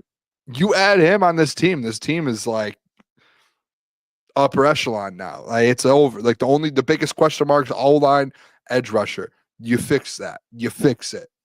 I mean, it says Shift God. Does he really want to go through a full training camp, though? I mean, dude, it's like I would hope so. I mean, you want to win the Super Bowl. Yeah, you're a pro, man. I mean, he's not 38 years old. He's 32. Like, Decker's going to be going through it. And see, this is the problem that I have. And there are a lot of edge rushers who haven't signed yet. We said it last week. Like, my top three, Jadeveon Clowney, Zadarius, and Matthew Judon. I would love Matthew Judon. That's I think, my dream one. But like a lot of people in the chat, like, you can just pick up a vet that's cut from camp. Guys, like, if someone's getting cut from camp, Zadarius is a better option than them right now. Like, Zadarius is coming off. What did he have last year, Jeff? 7-8 sacks. Like, there's going to be no one cut from camp. And Matthew Judon, 6 sacks. Jadeveon Clowney's had up there as well over the last few years. You're not going to get anyone that was cut from camp that has just gotten you that many sacks. Like, you're not at the end of the day. Like, maybe someone that had like 2 or 3 who's not going to make a roster. But there's just no way you're going to find someone that gives you that production. You won't. Weezy said he had all the cleanup sacks. Boom. Weezy, I'm starting it. I love Weezy. I appreciate Weezy D always tuning in. I'm starting to learn Weezy just doesn't know football or basketball. I'm learning. Well, I'm learning. I don't know. I'm not gonna go that far, but I think it's okay. We could all be on. We're friends. I love Weezy. But there are people that do try and discredit Zadarius. I do see that and be like, well, he's not that good. You know, I don't think he's elite, but he's a good edge rusher. He's not a number 1 edge rusher in the NFL. And last year when Hutch goes down, he was asked to be. That's it. Like, he was asked to be, and it's like that wasn't his game. He's a great number 2. He's a great number 2. Real quick, I do want to give a shout out to our sponsor, Comer and Cross. Tell you about our friends over at Comer and Cross. So allow me to do that. Here we go, Comer and Cross, now. baby. All right, let me tell you about our friends over at Comer and Cross, because, guys, one day installation, concrete, floor, coatings, garages, basements, patios, they do it all. And they're the company you should use, because I know you guys are tired of staring at your cracked, stained garage floor. Or even worse, it's peeling epoxy, chipping paint, making your whole garage look neglected. Right now, during Comer and Cross's summer installation sale, they're offering 12 months, same as cash, or $500 in savings. Why put off getting your new Comer and Cross concrete floor with 12 months, same as cash, or $500 off? Call the number 248-834-3488. They transform patios, pool decks, basements, even driveways. They move the stuff out for you. So again, call the number 248-834-3488 or book your free estimate, comercross.com. And tell them your friends over at Woodward Sports. Your friends, hey, it happens, over at Crunch Time Sports sent you. All right, back to the show. Shoot, wow. That's free plug. You're welcome, Woodward Sports. Yeah, that just happened.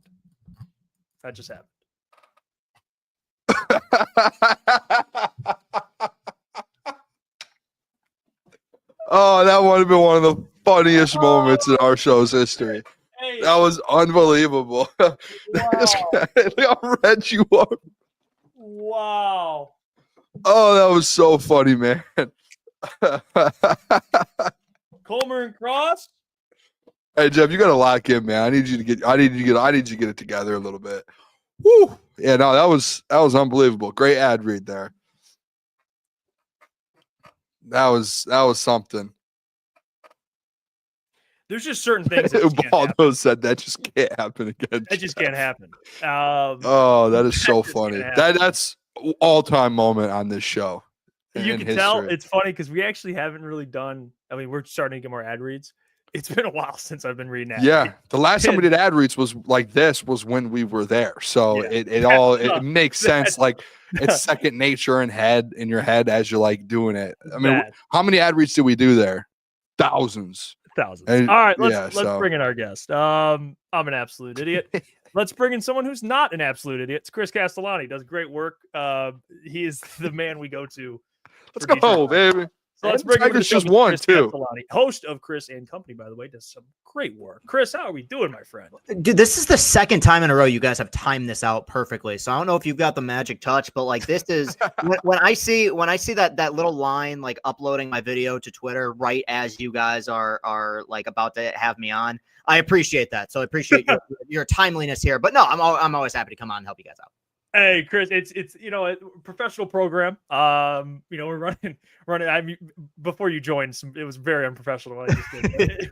We don't need to talk about that. But Chris, nice to have you on, my friend. The Tigers.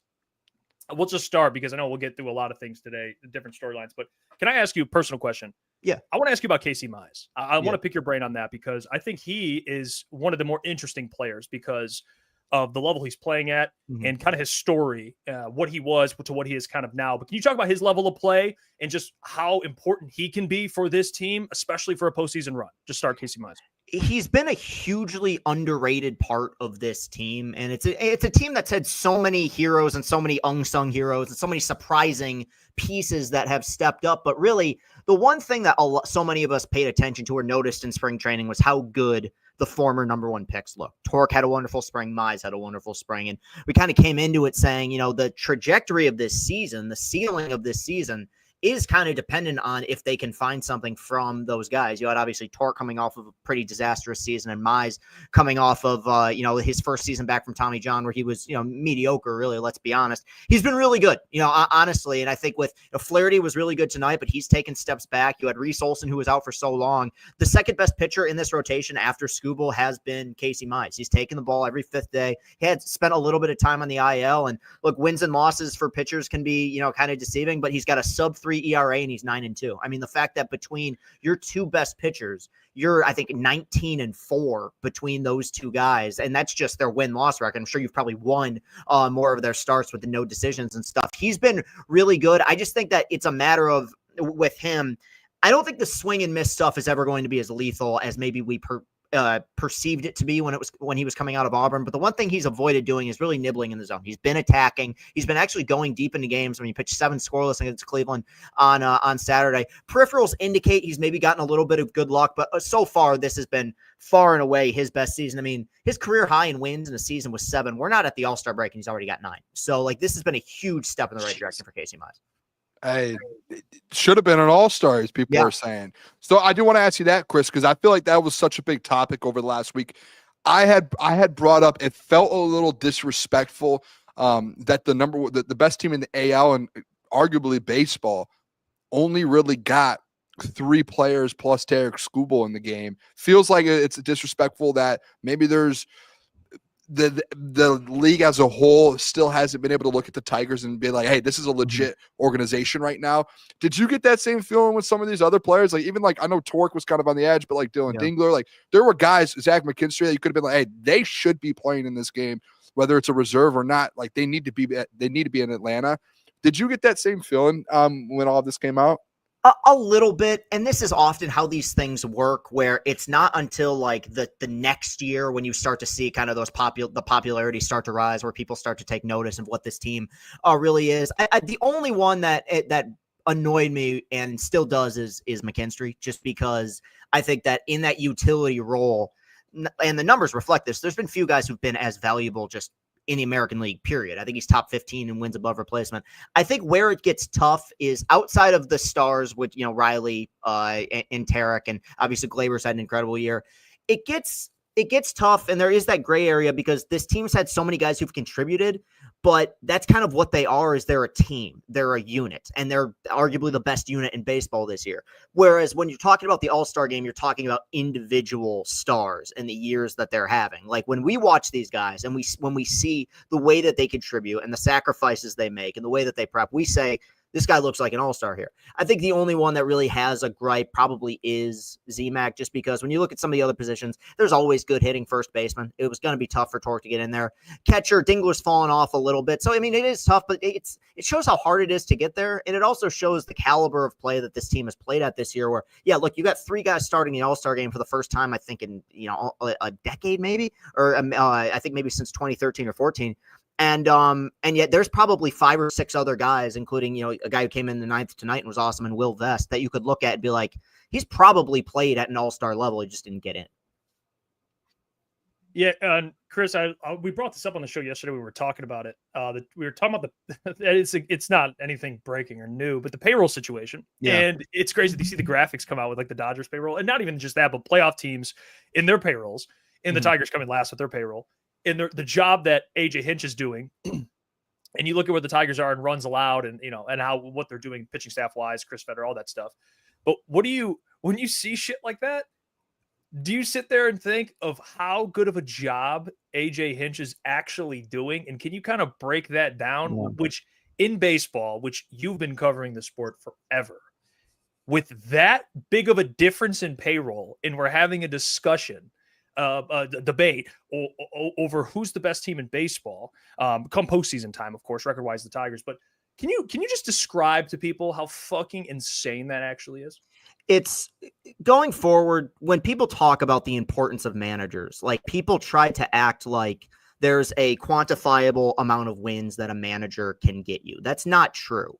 But I am 100% certain this team's record isn't even close to what it would be if AJ Hinch wasn't the manager. And it starts with the little things, the identity of the ball club, and the fact that, he's made it known. His ability to communicate as a manager, I think, makes him elite, because, this is a situation where you have fluid bullpen roles. You have guys who might go 3 for 3 one day, and then because they're facing a lefty the next day, are starting the game on the bench. You kind of have to be a team that's void of egos. You have to have a team full of guys that are capable of being bought in. And unless you have a manager that does a proper job of communicating that message, that's not going to happen. There's going to be egos. There's going to be heads clashing. There's going to be the pitchers that want to pitch in the 9th inning or only pitch in safe situations. We've seen that stuff before. I mean, we saw Rafi Devers get traded from Boston because he refused to play first base this year. And I think that it starts with having a young roster, and also just establishing the identity of the team, which is like, look, you look at this lineup. Is it the Dodgers? Do they have that high payroll? No, but we're going to put guys in motion. We're going to run the bases really well. And that to me is a huge thing, is just how a team plays is often a reflection of their manager. Because when you look at this group, this is not a group of speedsters, and yet it is consistently the best baseball team either in the American League or in the entire sport. That's because in spring training, they do stuff, and AJ told me this when I interviewed him, they do stuff like they'll watch bang plays from the previous season where guys went from first to third, and they'll say, okay, what did we do right on this play? Was it dirt, grass, dirt, grass, dirt, do you go? Yeah. And these guys are gone. And he pointed out, like, a year ago, one of the best base runners on the team was Spencer Torkelson. And, that was something that kind of gets overlooked. So I think it's about making sure that you're checking off all the boxes, putting together the right lineups. And the fact is, you can disagree with a decision here or there, but this is a game of numbers, and it's a game of percentages. And very few managers play the percentages as consistently as AJ does. And more often than not, that's going to work out for you.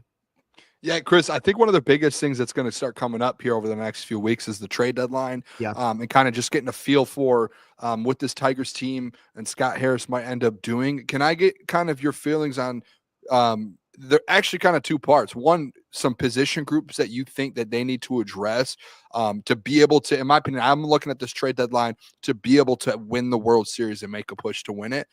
So position groups, and then kind of a little deeper specific players that you have been like, they need to go after this guy that potentially could be available at the deadline. Yeah, it actually gets tougher to break this stuff down the older I get, because it used to be when there were just 8 to 10 teams in the playoffs, like, you kind of knew what teams were selling. Right now, there's a few teams that, like, you don't know if they're going to have guys who are available. I mean, if they have a hot week, they're going to go from, hey, we were selling, to now we're going to hold on to our pieces. In terms of position player groups, to me, it's as simple as adding pitching. I think that, you can look at position players offensively and say, add this, but the fact is, if you were to add, let's say, a third baseman, that means you're not going to see as much Zach McKinstry. I mean, do you want to have Z-Mac on the bench right now with the way he's going? I mean, I don't know. This team does have a lot of depth at those positions. They have a lot of guys that are starting to get their feel back. Like, Vierling just came back. Parker is just now starting to kind of, come into a groove. Like, if those guys find it, there's going to be a traffic jam. Somebody's going to have to be knocked playing time if you acquire a position player. I think the biggest need for this ball club is relief pitching. And it's been something that's been talked about for really several years now, which is high swing and miss, high velo relief pitching. And the fact is that is a good problem to have because that is the easiest position group to acquire at the deadline. Like when we were terrible, we had good relievers that we could give away. Like every team has a reliever or two that you can find. And so in terms of specific names, this is one of those things where I'm kind of putting my faith in Harris and saying like, I kind of trust the data and the numbers, what guys will pitch well in this park. You know, there's popular names out there like Aroldis Chapman, which I would never say no to, but I think that where this team has run into issues when they have, and it hasn't been many instances, is that, you know, the starting pitching more often than not has been really good. Canely has been excellent in the back end, and Will Vest has been really good in the ninth. But when you get to the postseason, especially, or starters go, you know, only a few innings at a time. I mean, it's very rare you're going to get a 7-inning start from a starter in the postseason, meaning those middle relief guys are going to be vital to your success. And I do feel like there is a vulnerability with that group, whether it's, you know, Herter or Hanafi or some of these guys who've come in there and had kind of these so-so moments. So I think that's going to be the biggest need. I think the biggest question mark is how they view the starting pitching, because I think that if Jack Flaherty continues to look like he did tonight, I think they'll probably look at this rotation and say, we're set. If he continues to struggle, they might say, all right, let's add another reliever here. Maybe move Cater Montero to the bullpen for the stretch run, or another starter. I'm sorry. Add Cater Montero for the stretch run, and then and kind of go from there. So there are still some questions to be answered, but you know, from pretty early on in this season, I've said I think bullpen help is the way to go. Who do you think? Like, if, go ahead, Boone. I just want to follow up with that. Who do you think, Chris? Like, if they were to make a move at the trade deadline, is there anyone specific that you would be willing moving on from? Whether that's you know, guys right now in the minors, or is it just guys on the team right now? Well, I think honestly, if we're looking at the vulnerable pieces in the minor leagues who have gotten some reps at the big league level, even before the season, I kind of felt this way, but I think Jace Young is the closest they've got to a kind of no room for you type of player right now. I think that, you know, he got called up last year, struggled offensively, got called up this year, more of the same. He's kind of positionless defensively. They have some issues with his swing. And also, I think that this is a big thing to take notice of.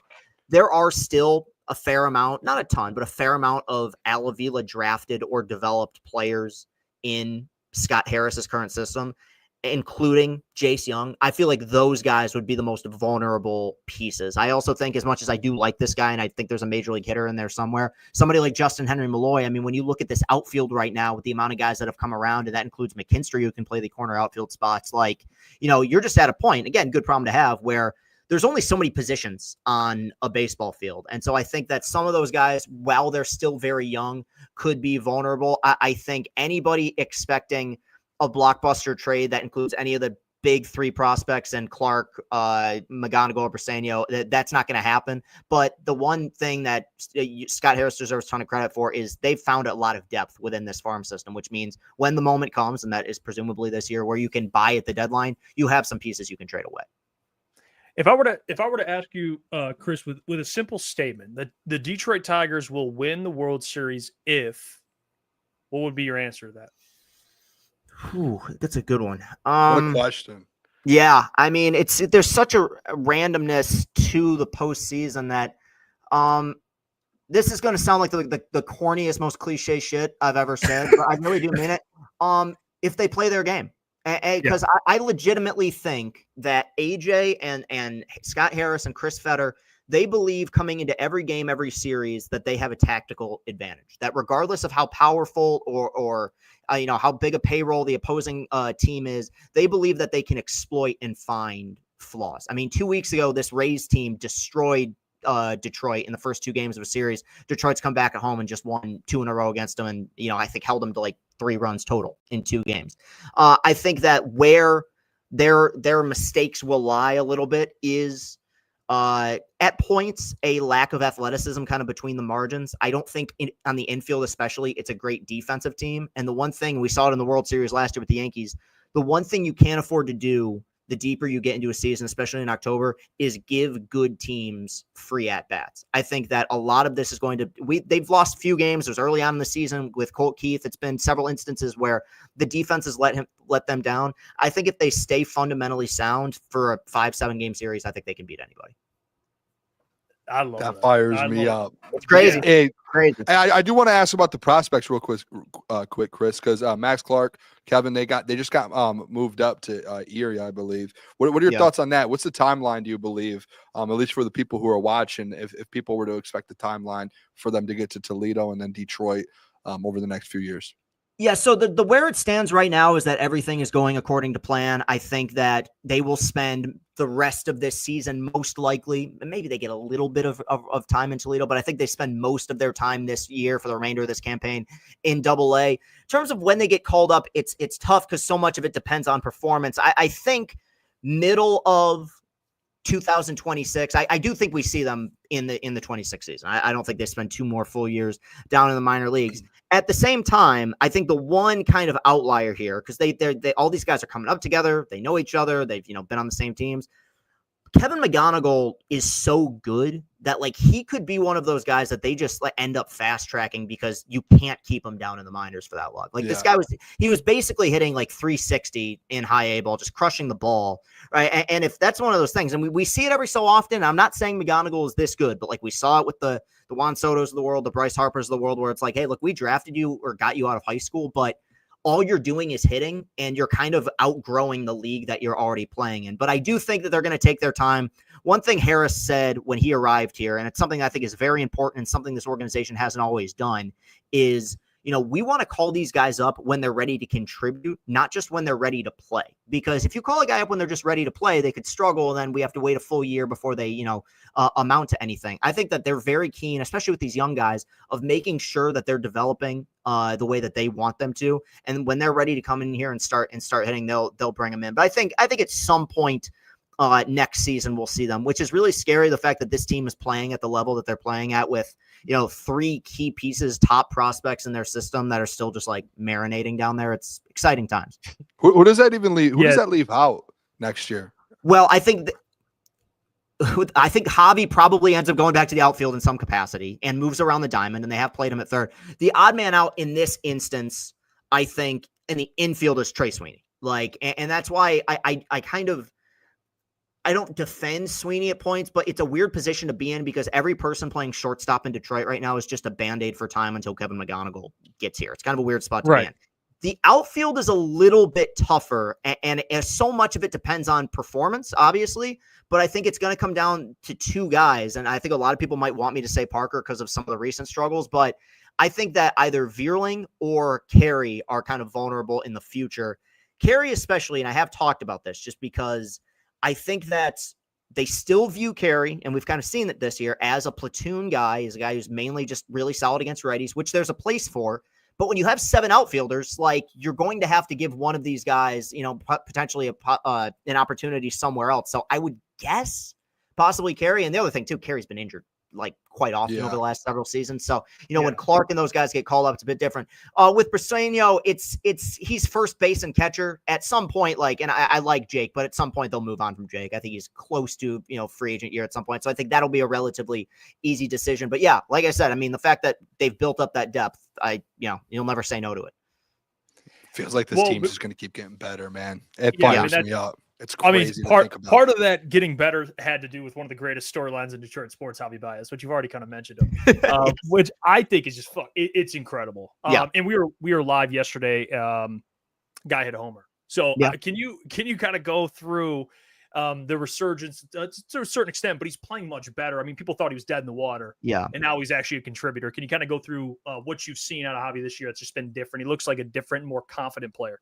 It's a real combination of factors. I think one, they undersold how injured he was a year ago with that hip problem. And the fact that, he gets hip surgery in the offseason. He's just moving a lot better. I think that's step one. Step 2 is the fact that, people are talking about, the chase rate and the swing and miss, and it is lower than it's been. The guy still chases out of the zone almost as much as anybody. What he has done this year that he wasn't doing over the last several seasons is he's crushing mistakes, which is what he did in Chicago. It's like yesterday, the home run he hit, that was an 0-2 mistake. That was an off-speed pitch over the heart of the plate, and he just crushed it. That's something, that power is something that we hadn't seen here over the last several years that I think has allowed him to take a step forward. And I also think that there are some guys that just work a little bit better when they're not asked to be the guy, but asked to be a guy. And I think that when he was brought here, the whole notion was, hey, you're our shortstop now. We're hitting you third. We're playing you every day. We need 100 home run, 30 RBI, or 100 home run, 100 RBI, 30 home run production out of you, year in and year out to keep this offense stable. Now we're moving you around the diamond. We're platooning you. We're giving you that utility role, and hit seventh, and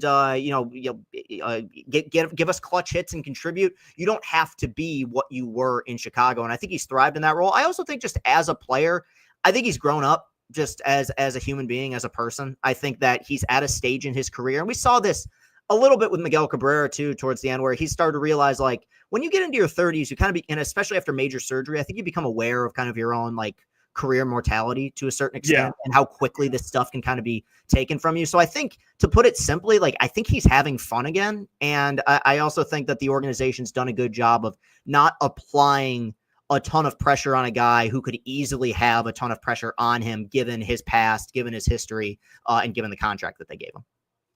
Wow, yeah, that's I can get used to this for a lot longer, Chris. Yeah, you're doing great, man. You're great at what you do. We appreciate you as always. Dominance. Give the great work. Give Chris a follow at Castellani 2014, and we'll talk to you soon, my friend. Yeah, this is this is just uncharted territory, man. With all this positivity, it's weird. Like, it's like I'm gonna wake up, like, snap out of it one day. But you suffered enough, Chris. We've all been through it. So no, I appreciate you guys having me, and I'll talk to you again real soon.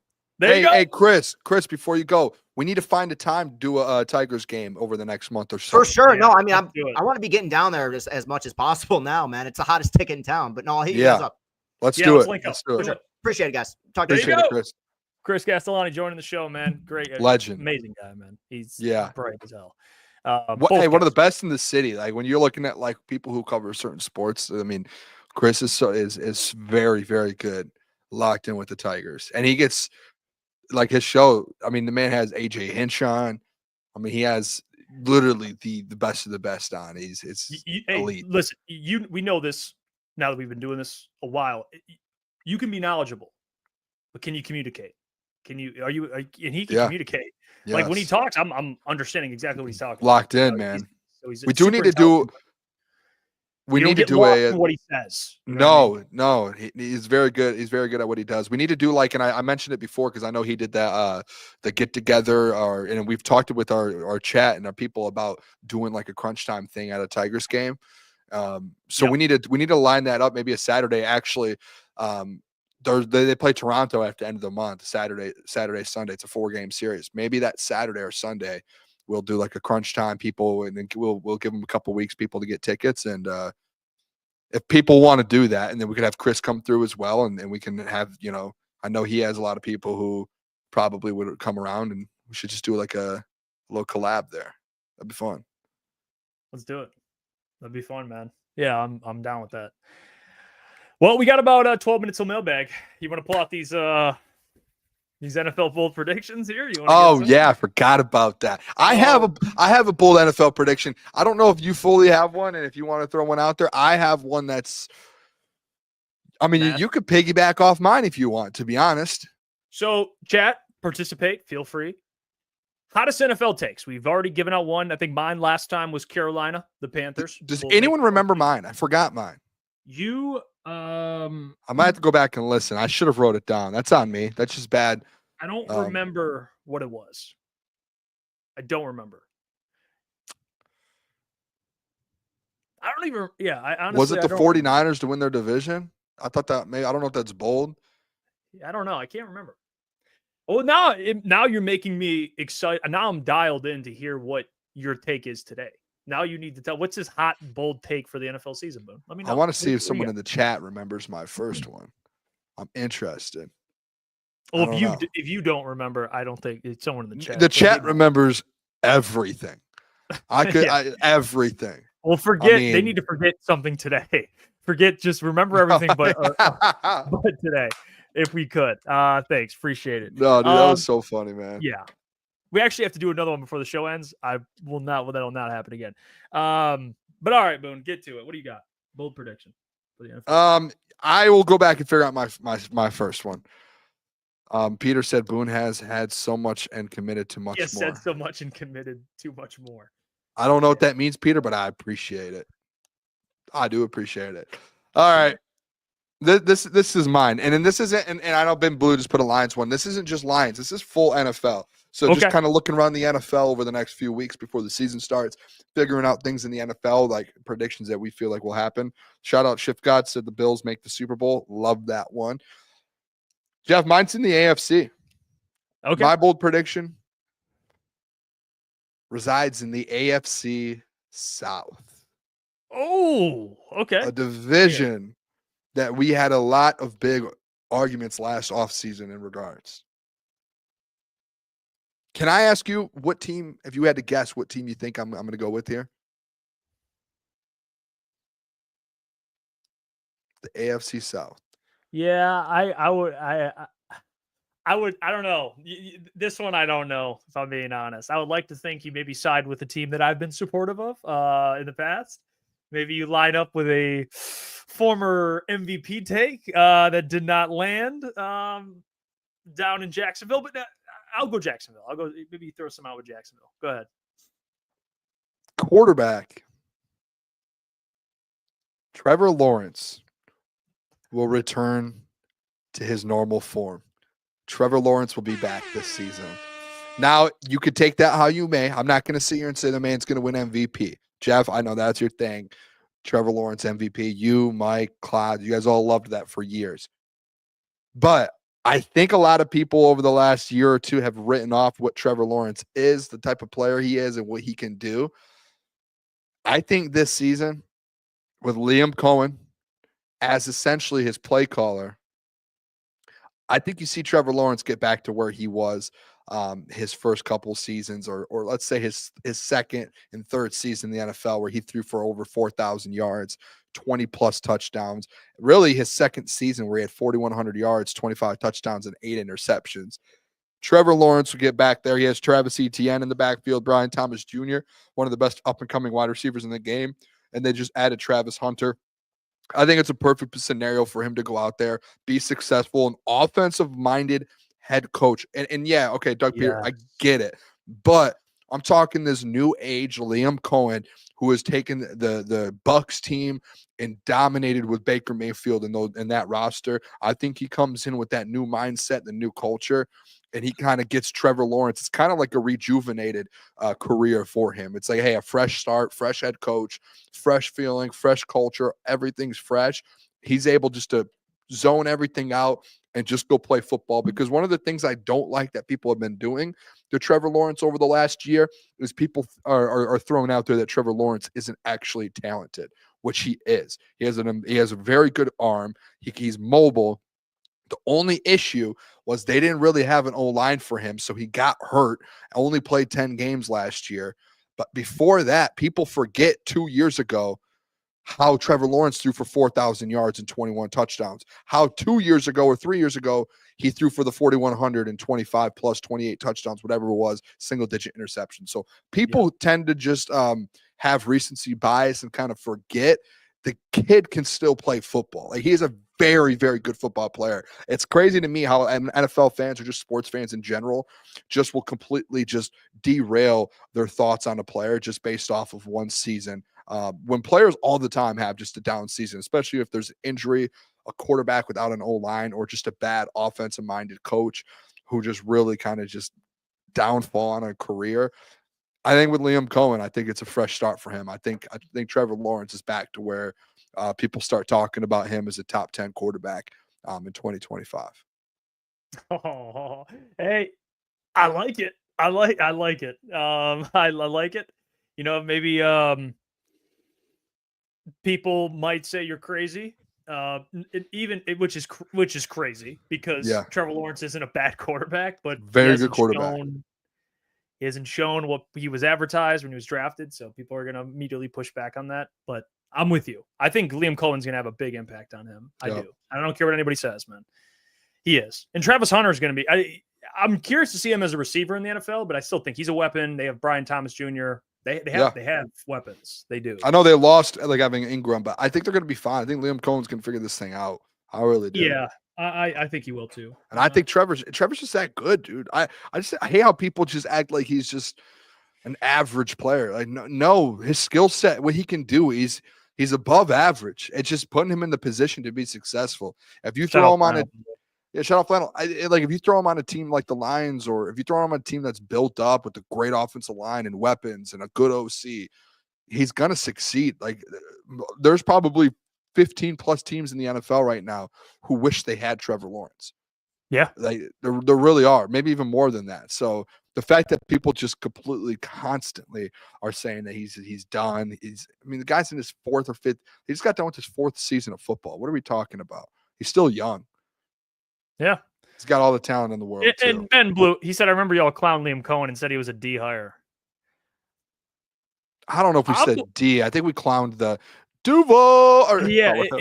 But even when we talked about it, like I made the point on the show then, it's like, guys, we got to stop with these press conferences. Like not even you guys, but just like social media in general. It's like we have Dan Campbell, who had one of the worst press conferences ever. Like not worse, but interpreted. I think people want to, and this is like just in today's world, people want to have these head coach press conferences all buttoned up, tie, sit there, answer the questions professionally, and then move on. When they're right now, like there are guys like Dan Campbell, like Mike McDonald. Liam. Yeah, I mean Nick Sirianni. One of my good friends. He's an Eagles fan, and he sent me the flower press conference. Remember when Nick Sirianni was like, "We're going to be like a flower, and you're gonna water the flower." That's how great coaches are. Analogies. He even was like, "Dude, this guy is like." And then they made two Super Bowls and won one. It's like, who gives a shit about the? People take too much account into things like that when it's like really back end. I'll tell you what. Yeah. The weirder the coach like that, the better they typically are at the end of the day. I'm just being quite frank with you. Some of the greatest coaches I've been around are some of the weirdest dudes in the world that act like that. It's just he's not a politician. The guy's a coach. Who cares? Yeah. All right. Well, my hot take, Boone, is we look at legendary coaches. All right. And they're not like players. All right. Coaches, we think they don't lose a step.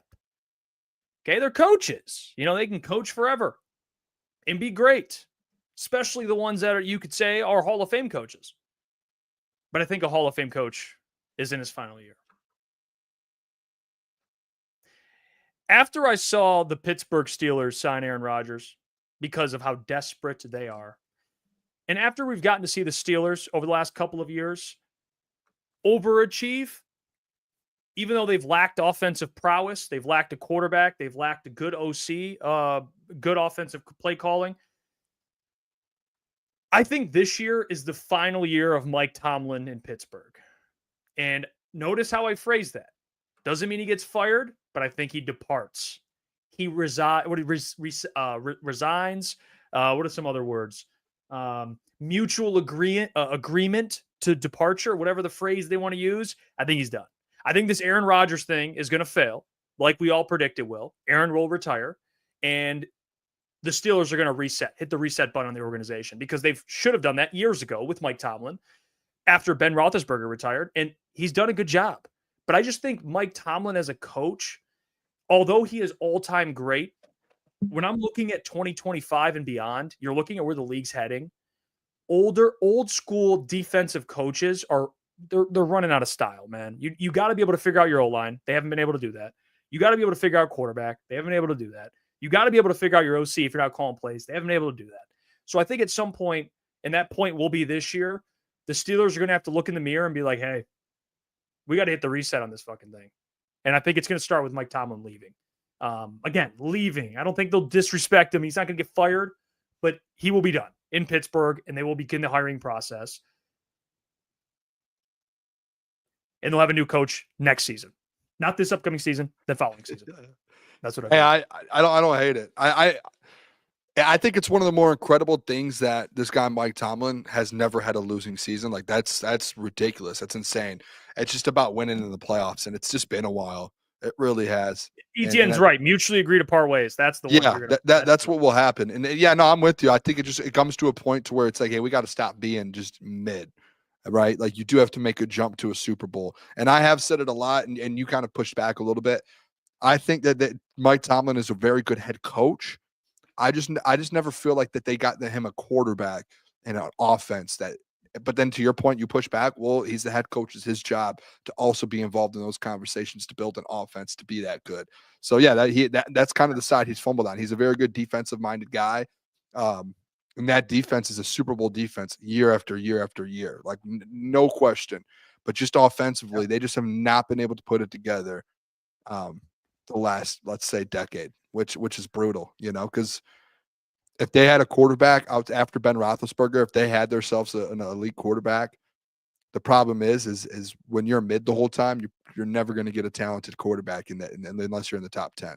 And they refuse, Jeff, to trade up in the draft into the top 10 to go after a quarterback.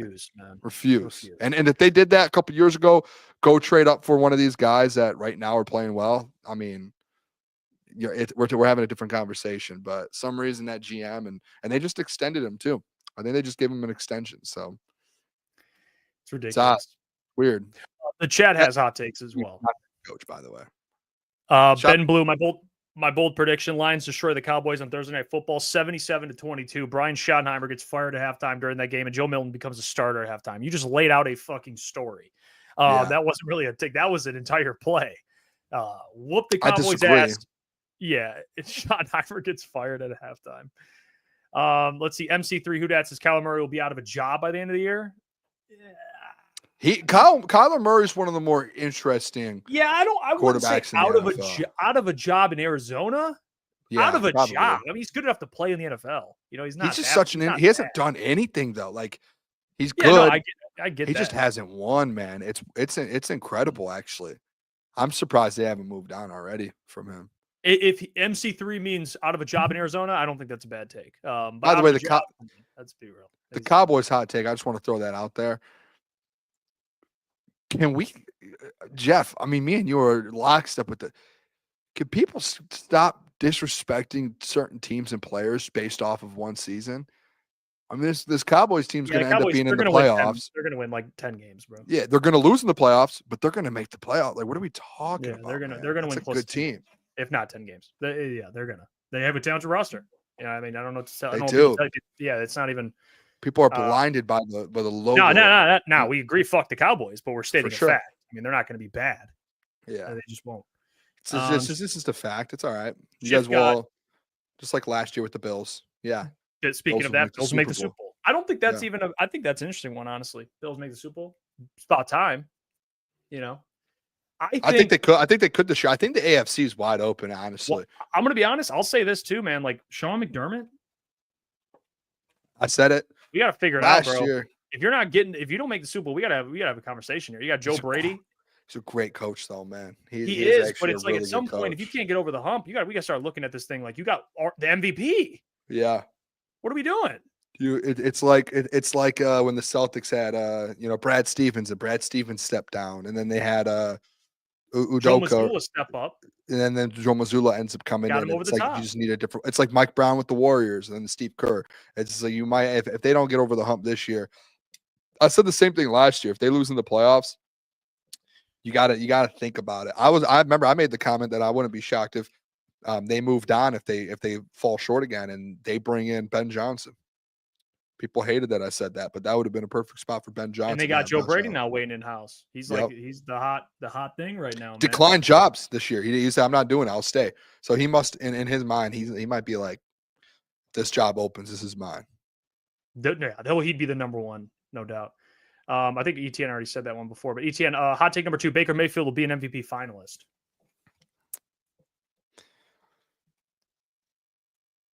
Yeah, I mean, if they go 12-5, they went 12-5 last year, did they not? If they go 12, maybe 13-4, it'd probably be a better one. I mean, he threw for 4,500 yards, 41 touchdowns last year, and he wasn't. If they win 13 games and he throws 40 TDs, he did last year, and they did. I feel like you got it. I don't think so. Depends on the years of other guys. It depends on the years of other guys, but again, it is a hot take. That's a hot take, man. Our bold take, hot take, whatever you want to call it. Let's see. He also says hot take: Patriots will win 11 games. I don't know about 11, but I do think Patriots are a lot better this year. I think Drake May has a big year. Ghetto Boy One says hot take: Mike McDaniel gets fired and becomes the Lions OC next year. Damn, Johnny Moe didn't even work. I'm not gonna lie though, I like that. I would love that. Come on, Mike McDaniel with Jared and Jameer and Amon-Ra and J-Mo, Sam, D-Mont. Whew, it's a scary one. Yeah, I agree with that. Sam Reynolds, shout out Flannel Sam. He says, remember, the only acceptable opinion to have about the Cowboys as Lions fans is that the Cowboys are the worst franchise in professional sports. Yeah, I mean, the Cowboys suck. They are the rival, but we can be objective and say they're going to make the playoffs. Like, yeah, it's like I'm with Flannel, and I can tell the sarcasm from Flannel. Yeah, no, he's being for sure. Flannel's probably with us to where we're a little more realistic, where we're just not going to have a take just to play in the hands of the people and just be honest with it, that they have a legit roster and everyone's healthy again. What did they win? 8 games last year, and they didn't have their quarterback, their star edge. They didn't have half of their team, and they won 8 games. What are we talking about? Let's see here. I got a couple more actually. Xavier D. Mailbag, could you boys send some love to Klotz from the chat? I hope he's doing well. Klotz, he's doing well, man. He's okay. Doing good. He's doing good. It's one of those things, man. He's human. Taking a little things come up, things happen. It's got to get through them. It's just a kind of a personal leave. I mean, everyone has jobs. You understand what that means. I mean, he's dealing with some stuff. He'll be back, and we're don't worry. We got Klotz. We're on his ass. All right, we're checking in with him, making sure he's okay. So he's good. He's all right. He still sends me Instagram reels, so he's doing all right. I got a couple this week from him, so I know things are good. He's doing good. He's human, man. Need a little bit of a break. Fully understandable. Freddie Felt 313 mailbag. I looked up tickets for Lions Commanders and flights to DC. I will be boots to the ground. Crunch Time Invasion in Landover, Maryland in November. Let's go. Come on, Freddie. That's actually awesome. Yeah, that's going to the game in person. That's sick, man. Good for you, Freddie. Shit. That's gonna be sweet. That's gonna be an incredible. Have they redone that stadium? Or are they getting a new stadium in DC? Because wasn't that the stadium that was like leaking like sewer stuff, like nasty? Or am I crazy for that? Yeah, I mean they're gonna build. I think they're building a new stadium. Okay, I know Buffalo. Dude, did you see Cleveland was? They're getting like a dome. Yeah, Cleveland's getting a dome. No longer. I know Klotz talked about all the time. How Cleveland, like the outdoors, everyone hates to go there. It's like people are just miserable. They're getting like, and it looks nice too. Like they're doing like a whole like a massive thing with like shopping, and they're doing the whole 9 yards there. Come on, Cleveland. Yeah, I did see that. I know some people look at the snow as like an advantage versus a disadvantage. For sure. Me, I would rather play in a dome. I don't. I would, but you got to understand though, the AFC North is always a place where. Are you good over there? Yeah, it's a fly. Dude, I've seen something fly across your screen. Like, oh, there it is again. It's flown across your screen like 3 times. I hate flies. One of the worst things on planet Earth. But continue. I would say the AFC North, though, you have the Bengals outdoors, the Steelers outdoors, the Browns outdoors, the Ravens outdoors, and it's like in the winter, so they're going to be the first team in that division to have a dome, and I think a lot of fans were actually mad about it when they saw it. Let's see. ETN says, why are Dallas just a shoo-in for the playoffs? Are they better than Philly, Washington, LA, San Fran, or the entire NFC North? I mean, shit, I think they're right there with, if you want to go, I think the first teams you have right. Philly, Washington, LA, San Fran. Okay, I'll give that to you. Entire NFC North? Well, I mean, yeah, I think the Lions, best team. Are they better than the Bears? No. They're right. Or yes, they are. They are better than the Bears. Yes. Are they better than the Packers? Yes. Are they better than the Vikings? I mean, you want to give the Vikings, okay. Question mark with JJ. At least we know Dak has thrown 40 plus TDs in a season. He actually plays well. And we're talking about regular season, guys. Let's make sure we get this correct. No one's talking about Dallas going on a run. But you have Dak Prescott. We know what he is. You have they kind of are rebuilding their O-line, but still they got younger. I mean, they got weapons. They got a good defense. I'm just confused why people like I don't know. I don't know. It doesn't make a lot of sense, but whatever. If you want to hate the Cowboys, go ahead. Appreciate you all. We'll be back tomorrow. John Macaroon, the DOC, joining the show, talking some training camp. Doc. For that. We love the doc, man. Hey, can we make an announcement too before we get off? Yeah, and I actually have to do an ad read, so go ahead. Friday's show. There's a theme for Friday's show. It's the Boonathon. It's just Booner. You serious? Just Booner Friday. I'm gonna try and get a bunch of guests coming in. Have a couple different people hop on the show. I wish there's some people I wish we could have on that would make it really fun, but a Boonathon will be on Friday. It's going to be a solo Boone show, but I'm going to make sure we have guests and different people popping in and out throughout the show on Friday. I'm pumped up for it. I'm juiced up for it. I'm pumped up for it too. You're going to crush it. And I'm also pumped up to tell you about the sponsor of the show. So let me do that real quick. Got to get one more ad read in there. Make sure we're paying bills. All right. Get it right this time. Comer and Cross. Tell them your friends over at Crunch Time Sports sent you because they got one-day installation, concrete floor coatings, garages, basements, patios. You call the number 248-834-3488. They will transform, like I said, patios, pool decks, basements, even driveways. I know there's plenty of you out there. You got a cracked, stained garage floor. You're tired and sick of looking at it. Comer and Cross, they'll move all the stuff out for you. Take care of it. Again, call the number 248-834-3488, or you can book your free estimate at comercross.com. And like I said, tell them your friends at Crunch Time Sports sent you. We will catch you guys tomorrow. Have a great rest of your night. Love you guys.